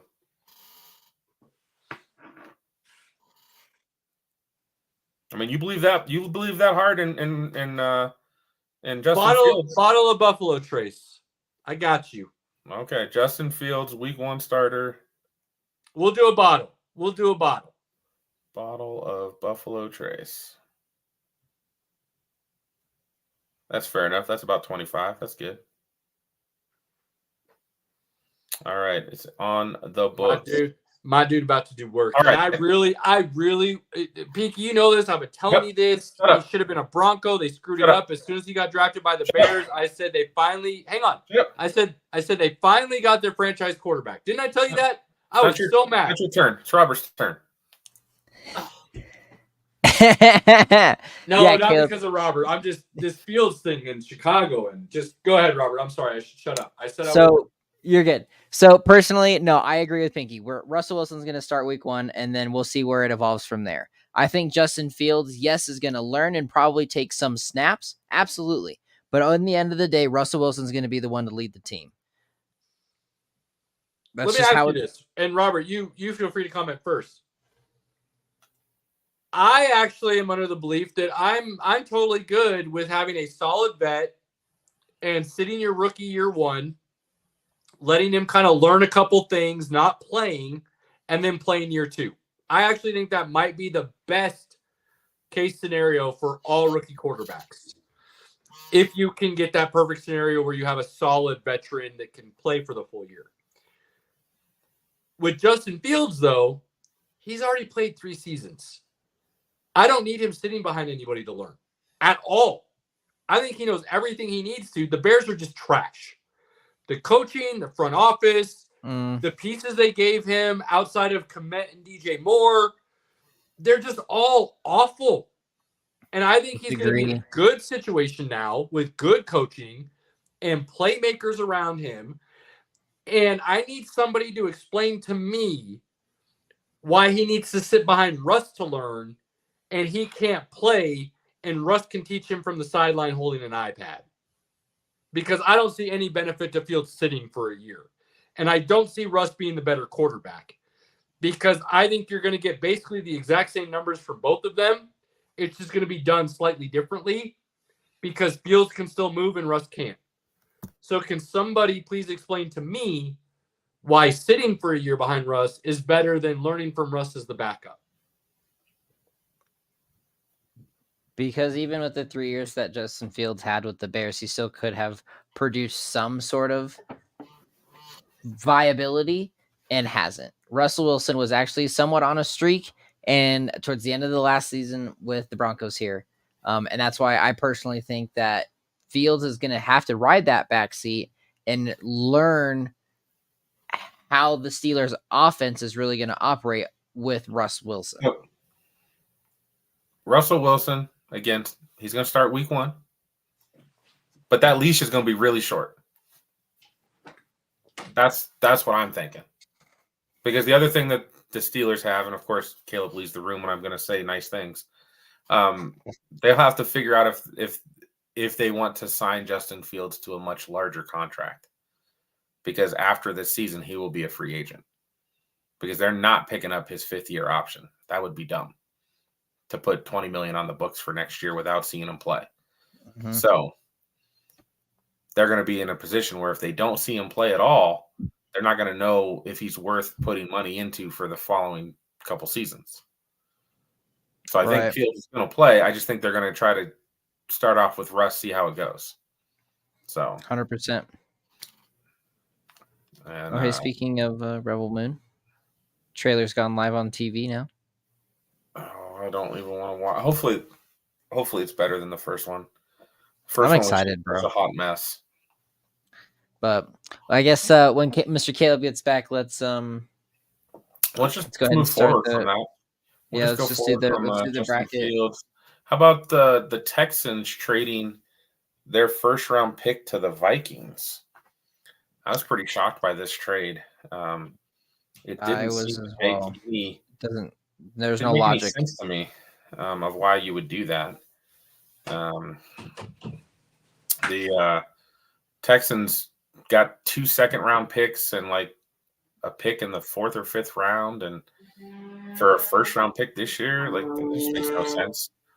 I almost feel like they was in draft. They were in draft day for some reason, and they were playing out for the scene from draft day where you give somebody multiple second-round picks for a first-round pick. That makes no sense. That's one of the moves from the Texans that I'm like, I know what you were thinking, but if you didn't get their first from next year to move completely out of the first round altogether and move further back into the second round, and then you get a second rounder in 2025, no, you give me your first rounder in 2025 or we're not talking. Like, simple as that. So Bad move by the Texans. Sorry, we moved on while you were gone, Caleb. No, please. Let's continue to move on. Any more football topics, or can we get to my I'm ready for the bracket. my love and joy? Robert's ready. So I'll remove my ugly face, and we will get the. No, you should still be. You should still be on the way you did it earlier. I'll be on there. I won't see what I'm doing on screen anymore. Gotcha. You won't see, but everybody will. Everybody will still get to see Pinky. Don't worry. Where's the down arrow? This ESPN page is not amazing, but all right. I got my sleeper up actually. Does your sleeper work? I've got it. You always do sleeper. It's not. I don't. For everything. I was turned on to this by Pinky. I have ESPN for my fantasy Pinky football. is the best fantasy football app out there right now. No problem saying that whatsoever. So it's not the best app for all things fantasy, though. I do have ESPN, and I can absolutely pull that up on my iPad. Yeah, but then you can't share screen. I can share my screen if I. You know what? Why don't you try? I will stop. And I would love to know why I don't have the option to do screen share. Because I don't know. Your iPad's not cool, I guess. I don't know. Is it an older iPad? No, this is a new. Nugget's gonna fuck around and find out tonight. Come on, guys. They're coasting through the regular season. Who gives a shit? Actually, I don't have one. Oh wait, nope, I got it. I can see it. What? How come? Oh man. Yep, I got it. But it's not showing up on here yet, Robert. Well, I don't have it pulled up on my. I gotta log in here, sir. I wasn't prepared to. Come on, Robert. You're better than that. I wasn't. StreamYard really hates Apple. Like, that's really what it comes down to, I think. StreamYard hates Apple. We're about to fill out a bracket for all of you. And this is going to be interesting because I am pretty sure we're not going to agree on some of these. Maybe even a lot of these. I don't know if I'm going to have a lot to back up any opinions I have. All right. Well, we'll see. But we're putting out a sports nonsense and whiskey bracket. We are putting it out there. Yes. Go ahead and start talking. Robert's going to fill this out for us while we do it. We are going to screenshot that and we will post it on our social media as our official podcast bracket. Welcome to How about that? Off of our bracket anytime. We don't mind. Hopefully you play in a bracket that wins you money. That's what it's all about. And the beauty of this, guys, is these two don't have a lot of basketball opinion. Michigan State, baby. Not that they don't enjoy the game. They just don't have a depth of knowledge on this like they do their football or their nerddom or other things. Or soccer. And so I might get to push a little bit of some of this fun stuff here into the bracket. It'll be interesting. Or soccer. Final Four Champions League going down here. Keep an eye on that as we wait for Robert to load this up here. Come on, Robert. Hey, Making I'm us sorry. wait. Gosh, Robert. Man. I wasn't prepared to be put on the spot like this, okay? I'll keep talking a little football, a little soccer while Robert's pulling this up still, just to throw it out there for some of those that might care a little bit. I do enjoy how the teams from 20, 30 years ago, especially in that Premier League, the Bundesliga, the La Liga is still kind of the same, but not really the same. It's kind of taking a cyclical turn with Atletico Madrid and things of that nature. But as a whole, there's been a little bit of a change of the guard. You see Man City coming up instead of Man United or Chelsea. You see Arsenal. Men are going against Bayern. I'm so hyped. Arsenal coming up, but Arsenal's kind of always been good. Man City, not as much. Chelsea used to be a beast. I mean, I can think back to the Drogba days with Chelsea, where they were just owning people. You think about Barcelona. You think about Real Madrid. Still good, but not dominating La Liga the way they were. You think about Bayern Munich. Oh, they're struggling a little bit right now. So you are getting a nice change of the guard as a whole, with some of the teams being different than what you might have seen growing up as a kid. So if you watched it then and you got away from it, I would highly recommend coming back to it, because there is definitely some names worth watching and some amazing play going on right now at the highest level. So take that for what it's worth. Moving on to the bracket. The As you can greatest see single here. sporting event in the world. There we go. The tourney. Let's do this. Right All right, now, Robert. UConn. Boom. Winning. No questions asked. Anybody have a problem with that? Let's move on. All right. Easy enough. Moving on. Robert, you're going to have to screenshot this. So everybody, I'm going to need you to do some work. We're going to need to see all this. Print it out and scan it. I don't care what you do. UConn. Pick them. Let's go. So between UConn, Stetson, obviously, I'm going to favor UConn over that. I don't think any one seed loses this year, so let's move on. Nah, hell no. Not even close. FAU Northwestern, what are you fellas feeling? I honestly, being a Big Ten fave, I got to favor that, but I'm not too familiar with FAU. So That's the one thing I do like about Sleeper is they will literally pull up and tell you statistics. All take the a look stats, here. we'll pull them up, Pinky. Start kind of filling out a bracket as we do this and throw some knowledge on people. Let them know. Here, I got some stats right here. Sleeper is a little better. It gives it to you a little more straightforward than ESPN, so I will agree with Pinky on this. So give them the big stats, Pinky. I think defense, opponents, points per game, defensive points per game, field goal percentage. It lays it out some pretty basics that I do like. I'm gonna go with FAU, baby. I'm gonna go with the Owls. Yeah, you are. That's my boy. FAU. I agree. FAU. So 2 out of 3. FAU. It is. All right. I like UAB in this next matchup. Great underdog. In all honesty, I'm probably going to pick all 12s over 5s this year, and I think that's realistically legit. But I really like the fact that FAU, I think, can get up and down and run. I think San Diego is more of a defensive squad, and I don't believe they're going to be able to keep up with UAB. That's my reasoning there. Okay. That one's a Pinky? tough one, but if he says UAB, let's go UAB. Although San Diego State did make the finals last year. They absolutely did. Slightly different team, though, and like I said, more defensive-minded than offensive. And what have I always told you? Pinky, do you remember what I told you matters most when it comes to the tourney, in my opinion, to make a deep run? Offense. Do you remember what I told you? Offense, but more specifically, what on offense truly drives that? Typically, guys who can make their own can score at will. Yeah, yes. And maybe I'm not asking this right, but guard play. Right. Specifically, great guard play. And I believe UAB has a little bit more of that on their side than San Diego, and they are a little bit more offensively minded. So I do like that matchup there for UAB. The next matchup, it's not even a question. Auburn, move along. Auburn's actually a really good team, can be really dangerous to make a sneaky run. I bet a lot of people will have them on their Final Fours in their bracket. We won't, hopefully. But I think a lot of people could pick them as a sneaky Final Four run. And it's Yale. Ivy League. Overrated. Get out of here. Agree on that one. Okay, fair enough.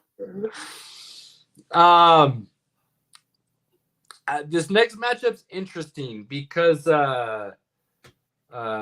Duquesne, and I know I'm not saying that right, but I always say it that way, and I can never pronounce it correctly. I apologize to Duquesne.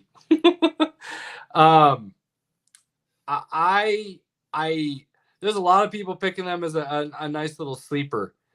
I actually like BYU here, and there's a couple reasons. And I mentioned this with football. I'll say it again here with basketball. Just because of plain facts, guys. Just because of plain facts. And I'll get to this point from Dark's Age because I do like it, and he's not wrong. But just because of the simple fact that BYU student athletes are on average 2 to 3 years older than the people they're playing against, because of their mission that they go take after their freshman year, their sophomore year, I can't remember exactly how it works, and they go for a year or two, and then they come back as adults instead of young adults, and they continue their college career and their athletics. BYU also has some talent, and I like the potential that they can put together, especially on the offensive end. They're kind of dangerous. So I like them over what a lot of people are kind of looking at as a sleeper in the Dukes. Okay. So Dukes, I would say I would have to agree with that. BYU has kind of shown some weak points I've seen from just some of the highlights I caught over the weekend. And I think from what I've seen for Dukes, they really got an opportunity to kind of shine and move forward in the tournament, maybe get through the next two rounds or so. So You're both picking the Dukes? I'd go with it. No, I'm going BYU Cougars, baby. Oh, change that, Robert. You're on your Change own it. again, buddy. 2 out of 3 is for BYU here, sir. I like the optimism there, my guy, and we'll get to some sleepers hopefully we agree on, but I don't see that as being the one. Real quick, Dark Age. No, Sage. actually, the Ivy League does not do well as a whole in the tournament. They have had some teams, though, on some rare occasions, make some nice runs. I don't see that at all this year from that Yale team. This is not one of those Ivy League teams where they're super intelligent and have some athletic ability and talent. Maybe I'm wrong. If they make an Elite Eight, bro, please come back on here and remind us that you said that so that I can congratulate you and eat some crow. Big time. Yeah, absolutely, because I don't see that at all, but if you got that in your brackets and it happens, more power to you, my man. More power to you.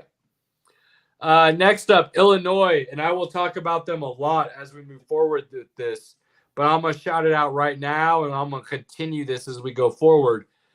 Illinois got a dude in Shannon. A dude. A smooth lefty who is going to propel them through this tournament, and they smoke Morehead State in this first round because of that. Absolutely.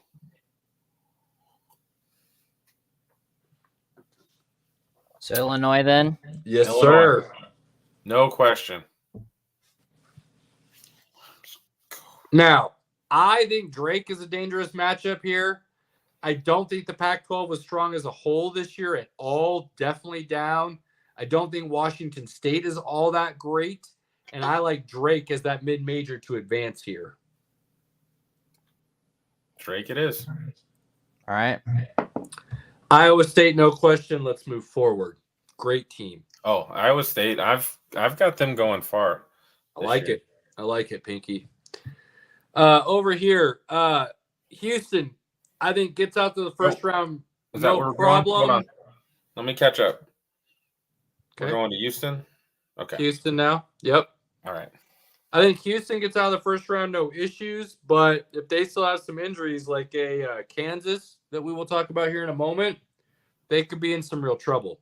And as far as advancing forward, we'll talk here, but they could be some serious issues here for Houston. But I do like them out of the first round, no problem. If they were fully healthy, Final Four run, maybe even a finals run for Houston, no question. But they're not, and that puts some serious question into their possibilities. And for anybody, and I know Pinky saw this, what happened to them in the Big 12 tournament final was I think people need to pay more attention and take that at more value than maybe they are right now with Houston. So we'll see. They got smoked. This next one, I hope the numbers back up my hometown bias here, Pinky, because I literally am not trying to be biased here. Again, what have I said propels teams through the tournament? Guard play. Guard play. Nebraska has one of the most sneaky, efficient, possible get on a hot streak breakout stars of the tournament in their guard Taminga. Is that the Asian guy? Yes, it is. Yeah. Yes, it is. And if anybody hasn't watched him, look, I know I'm a Nebraska dude, but watch him. He is fun to watch. He's been called the Asian Steph Curry and a lot of other things. But Nebraska can get on hot streaks. They can shoot. They could put some lights out this year, and they could play some decent defense. They are smaller. They do have a size disadvantage against almost anybody they play this year, I think. And that could be a factor in the tournament. But because I believe so highly in guard play, and that being one of the major factors in what usually becomes a great story in propelling teams through the tournament,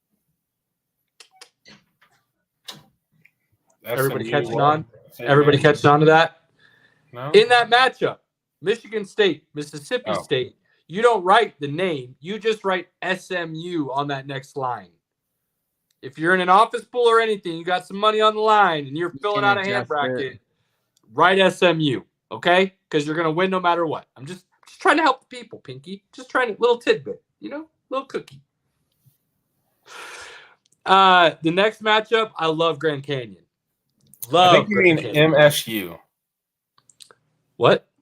MSU? SU, Michigan State, Mississippi State, not SMU. You said SMU. I was like, I don't get it. No, I didn't. I said MSU. No, you didn't. did You not. said SMU. You said it No. like 5 times. No, you said it like 5 times. It's on the video. It's okay.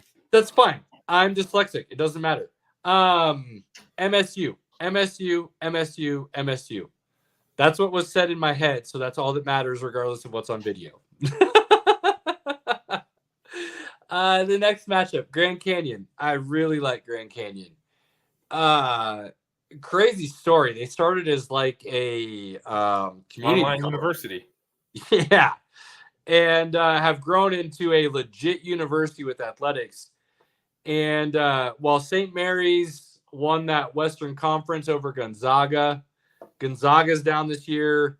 St. Mary's has had some nice teams in the past that can make a round or two run. But I truly believe Grand Canyon's got that overall more talented athleticism. And again, guard play. Do they have a guard that could make a run, that could go off, that could be a story?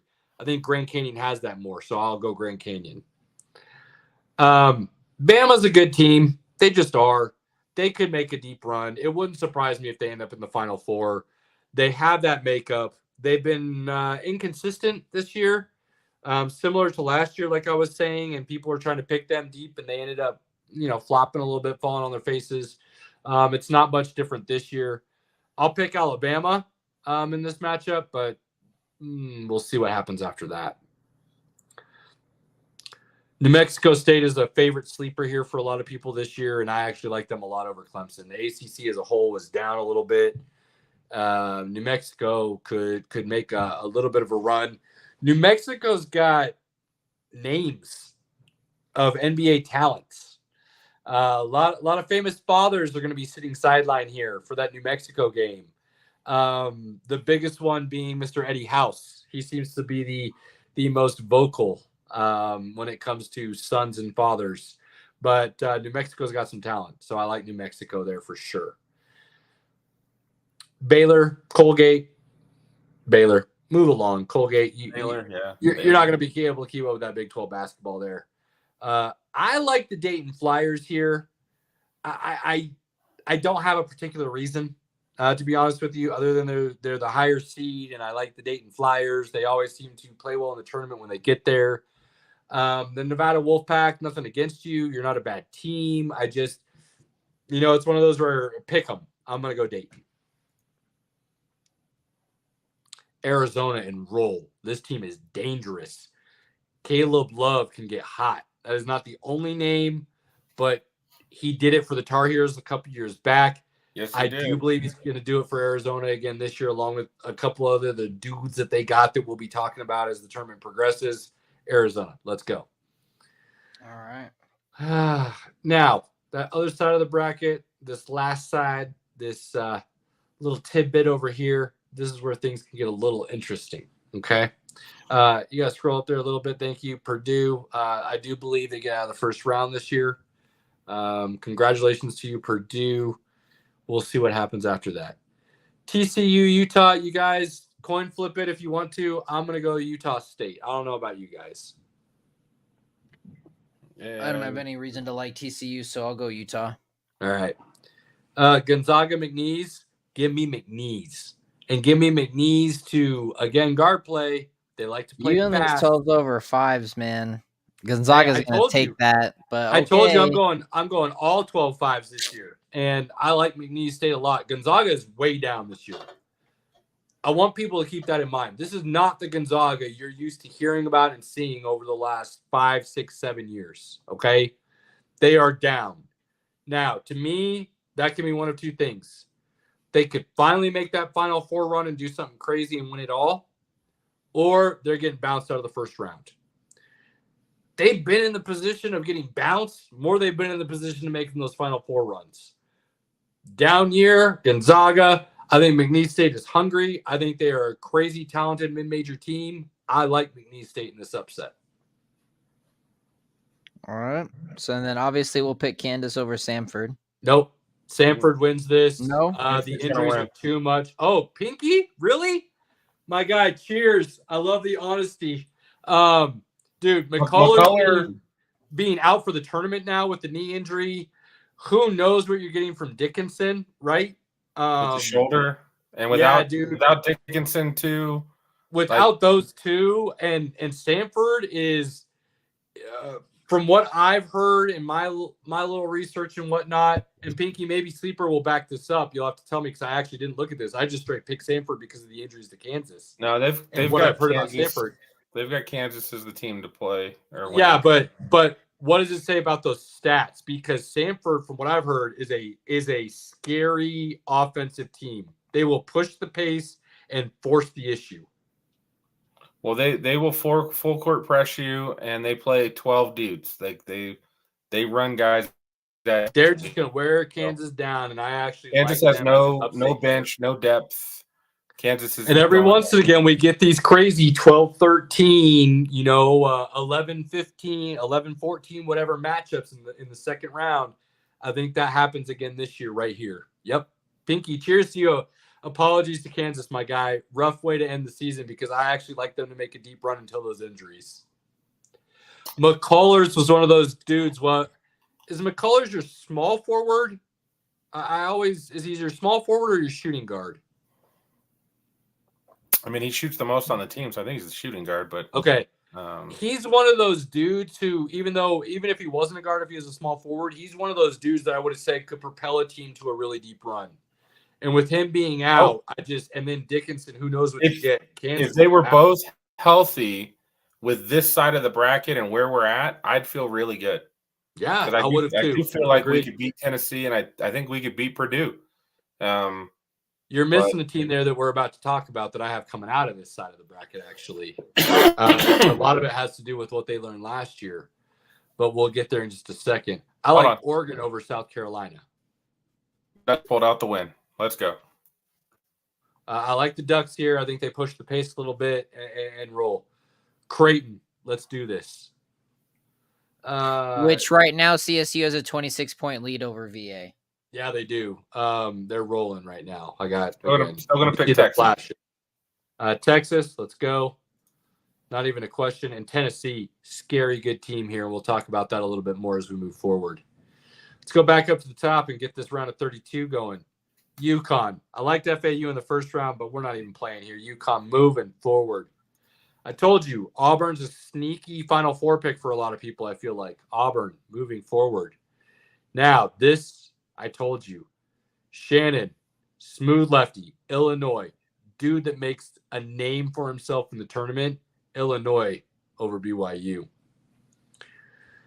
Drake, Iowa State, Pinky even said this. Iowa State's a damn good team and could make some real noise in this tournament. I don't think this is a question. Drake, you had a nice story in the first round. A little upset there over Washington State. Ends in the round of 32. Iowa State moving forward. Over to the other side there. Guys, I have Nebraska winning this game. And this is not biased. This is based on what I saw from Houston in the Big 12 championship and the fact that they're dealing with injuries to some of their big dudes and rotational big-minute guys, just like Kansas is. Now, their biggest guy, Sheed, is going to play. Guard, great. He could still take over. They could smoke Nebraska, even without missing those guys. But I'm going to err on the side of what I saw in the Big 12 championship and the fact that I like Tominga and that guard play and the fact that Nebraska can shoot the ball. I like them to upset Houston here. You guys have to tell me what you think about that analysis, but that is actually where I'm leaning here. Okay, we went across the screen again. Okay, hold on. So, Caleb, based off of what you're saying there, again, I didn't really get to watch too much. So, if there's a lot of injuries and things like that, being a big soccer guy, I kind of follow that very close to my heart. So I would then pick Nebraska over that just based off of that information. All right. So regardless of what Pinky says, we are going to move in Nebraska forward. Pinky, you tell me what you think about that thought, because it really comes down to what I saw in the Big 12 championship from Houston against Iowa State, and the fact that they are dealing with major injuries to key rotational guys on their team. And the fact that Nebraska has been solid all year. I guess that would depend on what get hot with some of the other guys. It just depends on what those injuries were. Are they just small little nagging things that now with the guys having a week off, and we don't quite know yet. It is a look. I told you before, if Houston's fully healthy, they're making a Final Four run, no doubt in my mind, no question in my mind. But because I have those questions, and because I know Nebraska could get hot, and they've got one of those guards that could do those things, I like the upset here. I just do. And I hate doing it because I feel like picking my Huskers automatically fails them. Like they're automatically doomed because of that. I'm still going with Houston, but you're gonna put Nebraska on there. All right. 2 out of 3. I like it. Next up, here's where it gets interesting. Do we like a James Madison upset here, Pinky? Over a Dookie? Do we like a James Madison upset over Dookie? I don't. I hate Duke, so I'm probably going to say yes, but that's probably because I hate them. And they're going to be scary good next year, so I got to get my hate in now. They are going to be scary good next year. I'm going to say yes. We get a James Madison upset here. And part of the reason I say this is because I got some dudes returning from last year who were snubbed because of NCAA rules saying you have to sit a certain amount of time when you move up to Division I and you can't compete right away, which I think is stupid. I think they're ready to go. I think they make a run here. All right. So then NC State. You guys got to talk a little bit. I'll be right back. I got Kentucky over NC State on this just because it's Kentucky. They're always a good team. No. They're always formidable. Caleb, you're not here. Pinky, input. Okay. I mean, Kentucky's the better team. Kentucky's played some bad basketball with some really good basketball. So they're one of the teams that's like kind of tough to figure out.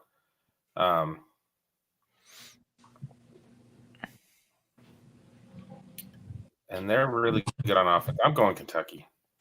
Oh, no. Dang it. NC State. I like them. I like them to make that run there. Kentucky's not as talented as they have been in the past. Not a lot of one-and-done talent that you're going to see go in the first round kind of thing like normal.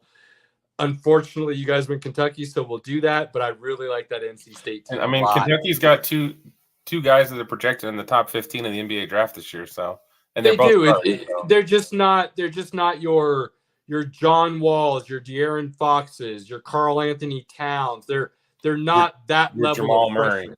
Yeah. They're just not that. They're good. Don't get me wrong. They're still good. They're just not that. So maybe this is the year Calipari finally gets a team to put it together. Not that he hasn't. He's won with Kentucky, but kind of fallen on their face more than they've gone deep. So maybe you guys are right. But I like the NC State team. Florida Marquette. Marquette rolls. I told you, these Big East teams are dangerous. I like Marquette a lot here.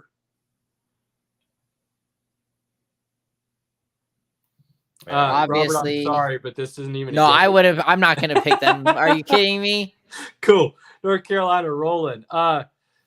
Grand Canyon, Alabama is interesting. I'm going to pick Alabama because I think they can be, like I said, potential of a Final Four team. I don't think they get there. They do have the highest scoring offense in the nation. I do like them in that matchup there.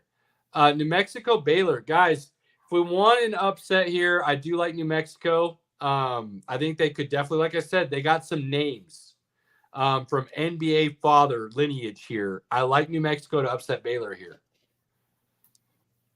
Okay. All right. Arizona rolling. Move along. Purdue. I like Purdue to get past the round of 32. I like McNeese State over Stanford here, actually. I know I talked highly on Stanford's offensive potential and things, but I think McNeese has more of those guard potential players that can make a name for themselves and be that Cinderella story. So I'm going to go McNeese there. Oregon and Creighton. Guys, I know this is going to sound homer again to some of you that have listened to us before. Creighton is in Nebraska. That's my second favorite basketball team. North Carolina, Creighton, Nebraska. That's kind of the order. I'm not going to give the whole story now for why, but Creighton was a couple plays away from the Final Four last year.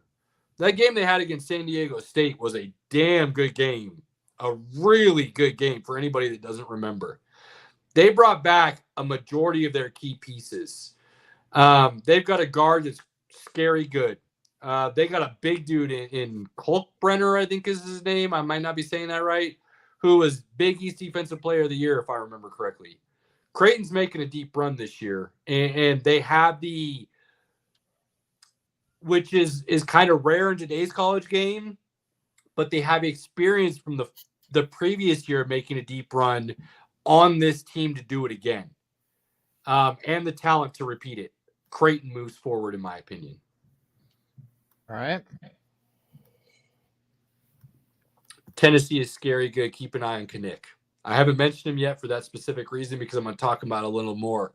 But the dude can shoot lights out and score. Tennessee overall is a good team. Barnes might finally have his Final Four and championship run team in this year's Tennessee team. Tennessee definitely gets to that Elite Eight. Sweet 16, sorry. So I like that. Let's roll back up to the top here, Robert. Good. How's everybody feeling so far? Are we feeling all right? We feeling good about these picks? Feeling strong? These are pretty good. Got enough. I think we have enough upsets. 70%. Binky, 75%. I told you and Robert in the group chat here. Usually going into the tournament, I have to talk myself into some stuff, or I pick my team and I kind of have to talk myself into why my team should make a deep run, or I'm on the fence with some picks. I honestly, since I remember following the tournament and filling out brackets since I was like 6 years old, literally from my dad's office pools, I have never felt this good about picking a bracket. So I don't know if that's good or bad, guys. But 67-42 CSU. Yeah, I love it. I think there's going to be chaos all over the place. I think this bracket reflects that. And I actually feel really good about picking that chaos. So Who knows what happens, but just so you fellas feel a little better about the situation, I'm feeling real confident. Real good. I like it. All right, so that brings us to UConn Auburn. A lot of people want to pick this Sweet 16 matchup maybe as the dark horse like I keep talking about in Auburn. It is hard to repeat. UConn, I am sorry. It's not going to happen this year, but this isn't the place it's going to happen. UConn, let's roll. All right. I got Illinois here. Hell yeah. Shannon's still doing mad work. I got Iowa State. We're not there yet. Yeah, we are. Illinois is playing Iowa State. My bad. Yeah, sorry. I like Illinois here. I know why you're picking Iowa State, Pinky, and I totally get it, but I know Robert's picking it because of Big 10 versus Pac-12. Big 12. He's going to go Big 10. I like it because of Shannon. I don't think Iowa State has a dude like Shannon. Shannon could go off for 40 in any given game, easy. I also am totally biased to smooth lefties, and he just so happens to be a smooth lefty. I like Illinois here a lot. But that's going to be a game to watch. If that matchup happens, oh boy, that's going to be a game to watch. I got Nebraska over James Madison. James Madison had a nice little run. Everything looked really good for him. I hate even thinking this, but I just have this weird feeling that Nebraska goes on this weird run where they stay hot. They have the guard play. They're a smaller, undersized team, which should create mismatches against them, but it just happens to allow them to go on a run. I think it'll end here after this next round, but I do think they managed to get to that Sweet 16. So then that brings us to Kentucky and Marquette, which any damn taking Kentucky. Marquette ruins Kentucky. Yeah. I told you, Big East team, scary good. Marquette, real good. Marquette.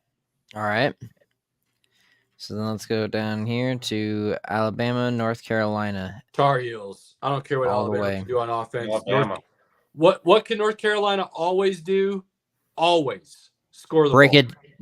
break a tib fib in the Final Four. Oh man. Yeah, that I remember that game like it's You're always yesterday. gonna remember that one. That was brutal. That broke my heart. Yeah, man. But you got North Carolina too, Robert? Yeah. All right, Pinky. Sorry, buddy. Alabama's out. All good, bro. It's all good. Zona, and this isn't close. I think those names finally run out of gas, and they run up against the team who is legit. And I still think I'm going to keep saying it.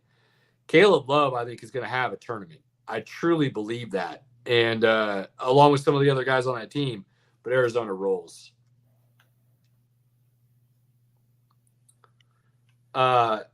This is where Purdue loses, in my opinion. And I think this is the Cinderella team that we're going to be talking about in McNeese State. I think this is the Cinderella story this year. Disagree. Yeah, I don't see that, man. Purdue's terrible. They're actually not good.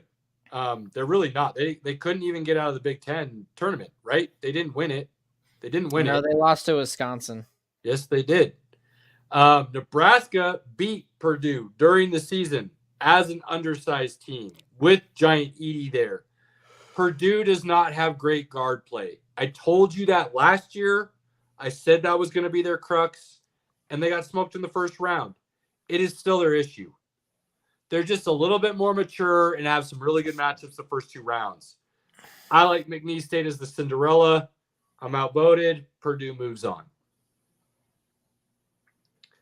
I got Creighton. And I'll be perfectly honest, I'm going with my heart over my head here. I think my head might say that Tennessee could win this game because they possibly are a little bit deeper overall than Creighton. But my heart says Creighton because, look, I'm biased. Nebraska. I get it. All that stuff. But I'm going Tennessee. The head of me says also that experience for Creighton is going to mean a lot. And they returned their top two players from last year's team that almost got to the Final Four. I do think that means something. Rick Barnes' teams have a tendency to flop on their face in the tournament for whatever reason, especially come around the 16 area. I like Creighton to move on. I think I'm with Pinky on this one. I picked Tennessee. That's terrible. You're only doing that because of the higher seed. I hope you both have to eat crow for that. I mean, they're 2-3. I mean, that's not like a big difference. Yeah, right. It's not. It's on the podcast. So if we got to eat crow, it's there for us to do it. I do like the Tennessee team a lot, actually. And had it not been Creighton, I think Creighton got a little bit underseeded because what did I tell you guys earlier? Creighton's season was the epitome of the college basketball season, the roller coaster, the up and down. Creighton beat UConn. If I remember correctly, at one point throughout the course of the year, Creighton beat the 1, 3, and 5 seeds overall ranked. And then they lost to some really shitty teams too. They also lost twice to 2 unranked teams. So it's a giant what if, and that was the whole season of college basketball. So I'm picking Creighton with my heart and head because they have the potential to go all the way. They beat UConn, who a lot of people are picking to win the entire thing. But they also have the potential to possibly lose in the first round, right? So it is pretty crazy. And I love this Tennessee team. They got some dudes on that team. I mentioned one guy earlier, and I'm drawing a blank on his name now, and I hate doing this. Knick, I think, who can shoot and score crazy. So I do not hate the Tennessee pick at all. I think they could easily make the Final Four. And in fact, with you guys picking them over Creighton, I will be having to move to the Final Four. So let's move on here because we're Elite 8 status now, baby. We're starting to get real interesting. I like UConn. They're just such a good overall team. Illinois doesn't have it. Shannon's run ends here, unfortunately, is a good story. He propelled Illinois farther than they should have, but UConn is so damn good. Marquette beats Nebraska. Nebraska's run ends here. Nice little story. I think Domingo gets a lot of household name now. But Marquette's a damn good team, and they move on. This is the matchup. You got to call them out because I've been putting in who I want to win. So just tell me who's the matchup. Look, I think everybody wants to see this matchup. I think this would be one of the best games of the entire tournament if it happens in North Carolina and Arizona. I think I think truly North Carolina is a little bit deeper, but both teams are inconsistent, kind of on the whole. North Carolina, though, I'm leaning towards them because they have the experience from last year. So I'm going North Carolina over Arizona here. Okay. I think Tennessee smokes Purdue, and I don't even think it's close, to be honest with you. Yep. So then that takes us to the Final Four, which I'd take North Carolina over UConn. I'm actually doing that too. And again, I told you that's my team, but I actually like North Carolina because of what their potential can be. And just going with history and numbers, it is so damn hard to repeat. It is so hard to repeat. So I think if UConn beats North Carolina here and gets into the finals, I think they repeat. I think we see the first back-to-back for a very long time. But I like North Carolina here to do what a lot of people had them doing last year and the year before, and they just couldn't get it done. North Carolina gets into the finals. I had Creighton here winning and getting to the finals against North Carolina and redeeming last year's team. And them and Marquette played some insanely good games this year. Marquette had their number. And it's really hard. We all know it's hard to beat a team 3 times in a row, right, Pinky? In any sport, it's hard to have a team 3 times in a row. So because of all of those things, and because I had Creighton beating Tennessee, I had Creighton going to the final. So because of that, I told you I like Tennessee's potential and some of their scores. I'll go Tennessee over Marquette here, even though I love that Marquette squad. Okay, so that leaves us with the champion. I'm going North Carolina.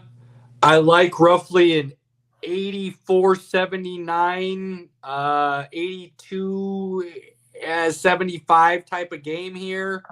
And I've got North Carolina winning. Now that leaves us with points. Pinky, I know it makes you a little sick, and I apologize, but would you have Tennessee over North Carolina?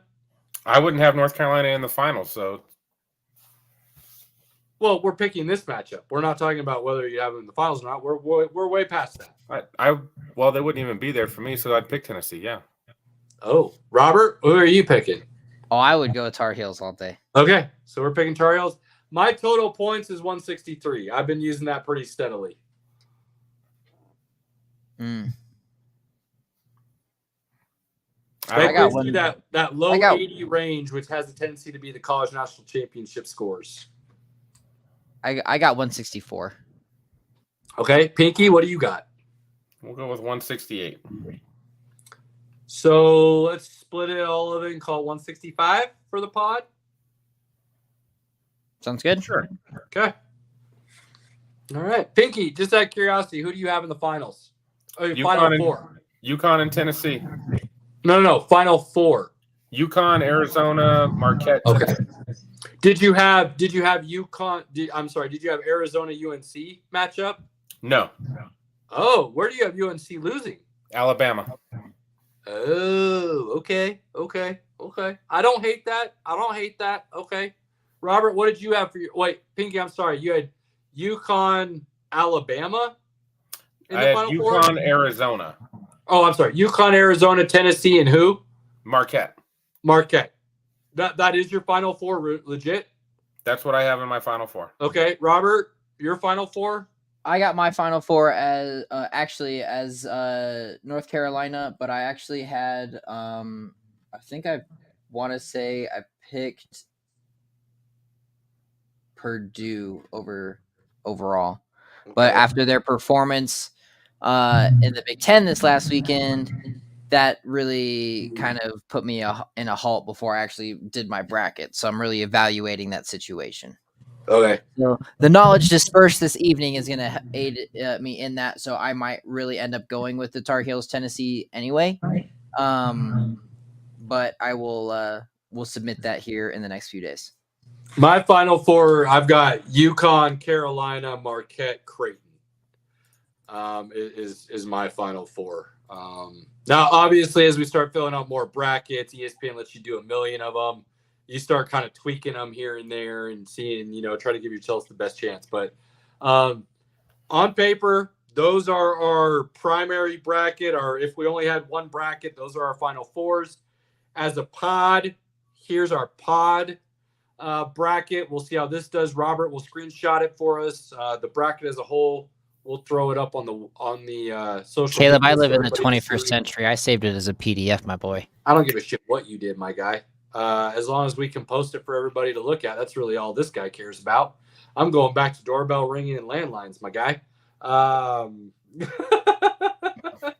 Again, we have like 15 years on Robert. I have more than that on Robert. So, I mean, yeah. So, I'm not great with technology, right? I openly admit it. I'm not great with social media. I should be better. I should, but I'm not. I apologize. I'm trying. We'll throw this up. Everybody can see this. This is the, and I'm submitting the bracket for an official run. Do it. I love it. This is the official podcast majority rules bracket, and then obviously we all have our own individual tweaks here and there. Get that to me, Robert, because I'm gonna put $5 on that one. So love it. I just sent it into our email. This is my own account that I just use for my social stuff, so I'll get it to you tomorrow. Pinky, should I use that as my second bracket in Jared's? If that's what you want to do, man. I might do that. I don't hold you back. I just front you the buy-in, and I let you go to work. Well, my official one I've already thrown in away too, right? My official one I've already thrown in there as my one, so I need to put my second one in there. Maybe I'll tweak our official podcast. Make sure you make two, Robert. Yep. I got it. I'll make it tomorrow. See what happens. I do have to state here for our submission who the favorite NCAA team is. Okay. Pinky would say Kansas. I would say UNC. Whoa! Hold on. I know it's not Kansas. But we gotta pick it. There's just a favorite for this year. Oh! I thought it meant it was asking you our favorite. It might ask overall. I'll adjust it later. I'm not worried about it. Wait, is ESPN asking us or you asking? It's asking me. UConn. I mean, it's UConn for sure. I would like to say North Carolina, but it's UConn. So yeah, we picked North Carolina to win, so we're good. So there we go. Everything has been created and submitted. The PDF has been sent over to us. Good. Pinky will link up tomorrow for the bet, and we're good. Ladies and gentlemen, on that note, if you want to discuss any of the things that were said, if you have an opinion, if you want us to give an opinion on a subject, let us know, man. Hit us up. Twitter, social medias of all kind, Facebook, Instagram, TikTok. You can find us, Sports Nonsense and Whiskey. We will interact with you. I promise. It's something we enjoy. We want to build. Check out the handle. We want to build our brand. We want to get out there to the masses. We want to be able to interact with as many people as possible because we think this is something that everybody should be able to enjoy. We just want you to do it respectfully. Everybody's going to have a take. You're not going to agree with it. Disagree with it in such a way that is still kind and understanding. Unless you're Pinky and you tell me to F off on a continuous basis, then we're good. But it's just that's you. my guy, so it doesn't matter. That's right. And that's my guy, so it doesn't matter. I saved those just for you, my friend. Look, we're always going to say it. I don't care how cliche it is. We don't give a shit, right? We love doing this. And we love the fact that there are people out there who care enough, no matter what those numbers are, that take time out of their day to care what we have to say. It means the world to us. So thank you. Do not waste those moments with your inner circle, family, friends, loved ones, whoever you consider that to be. Cherish those moments.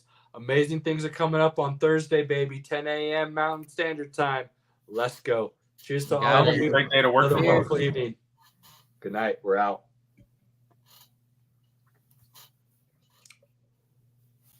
Fast lane when I pass in the street, bag of money in the passenger seat. Pimples been asking for me on the road from the west to the east. Way up, I might never come down, cause the coast racking up the flame out. So high, I might never come down, so what, this is my lifestyle. Wait a minute.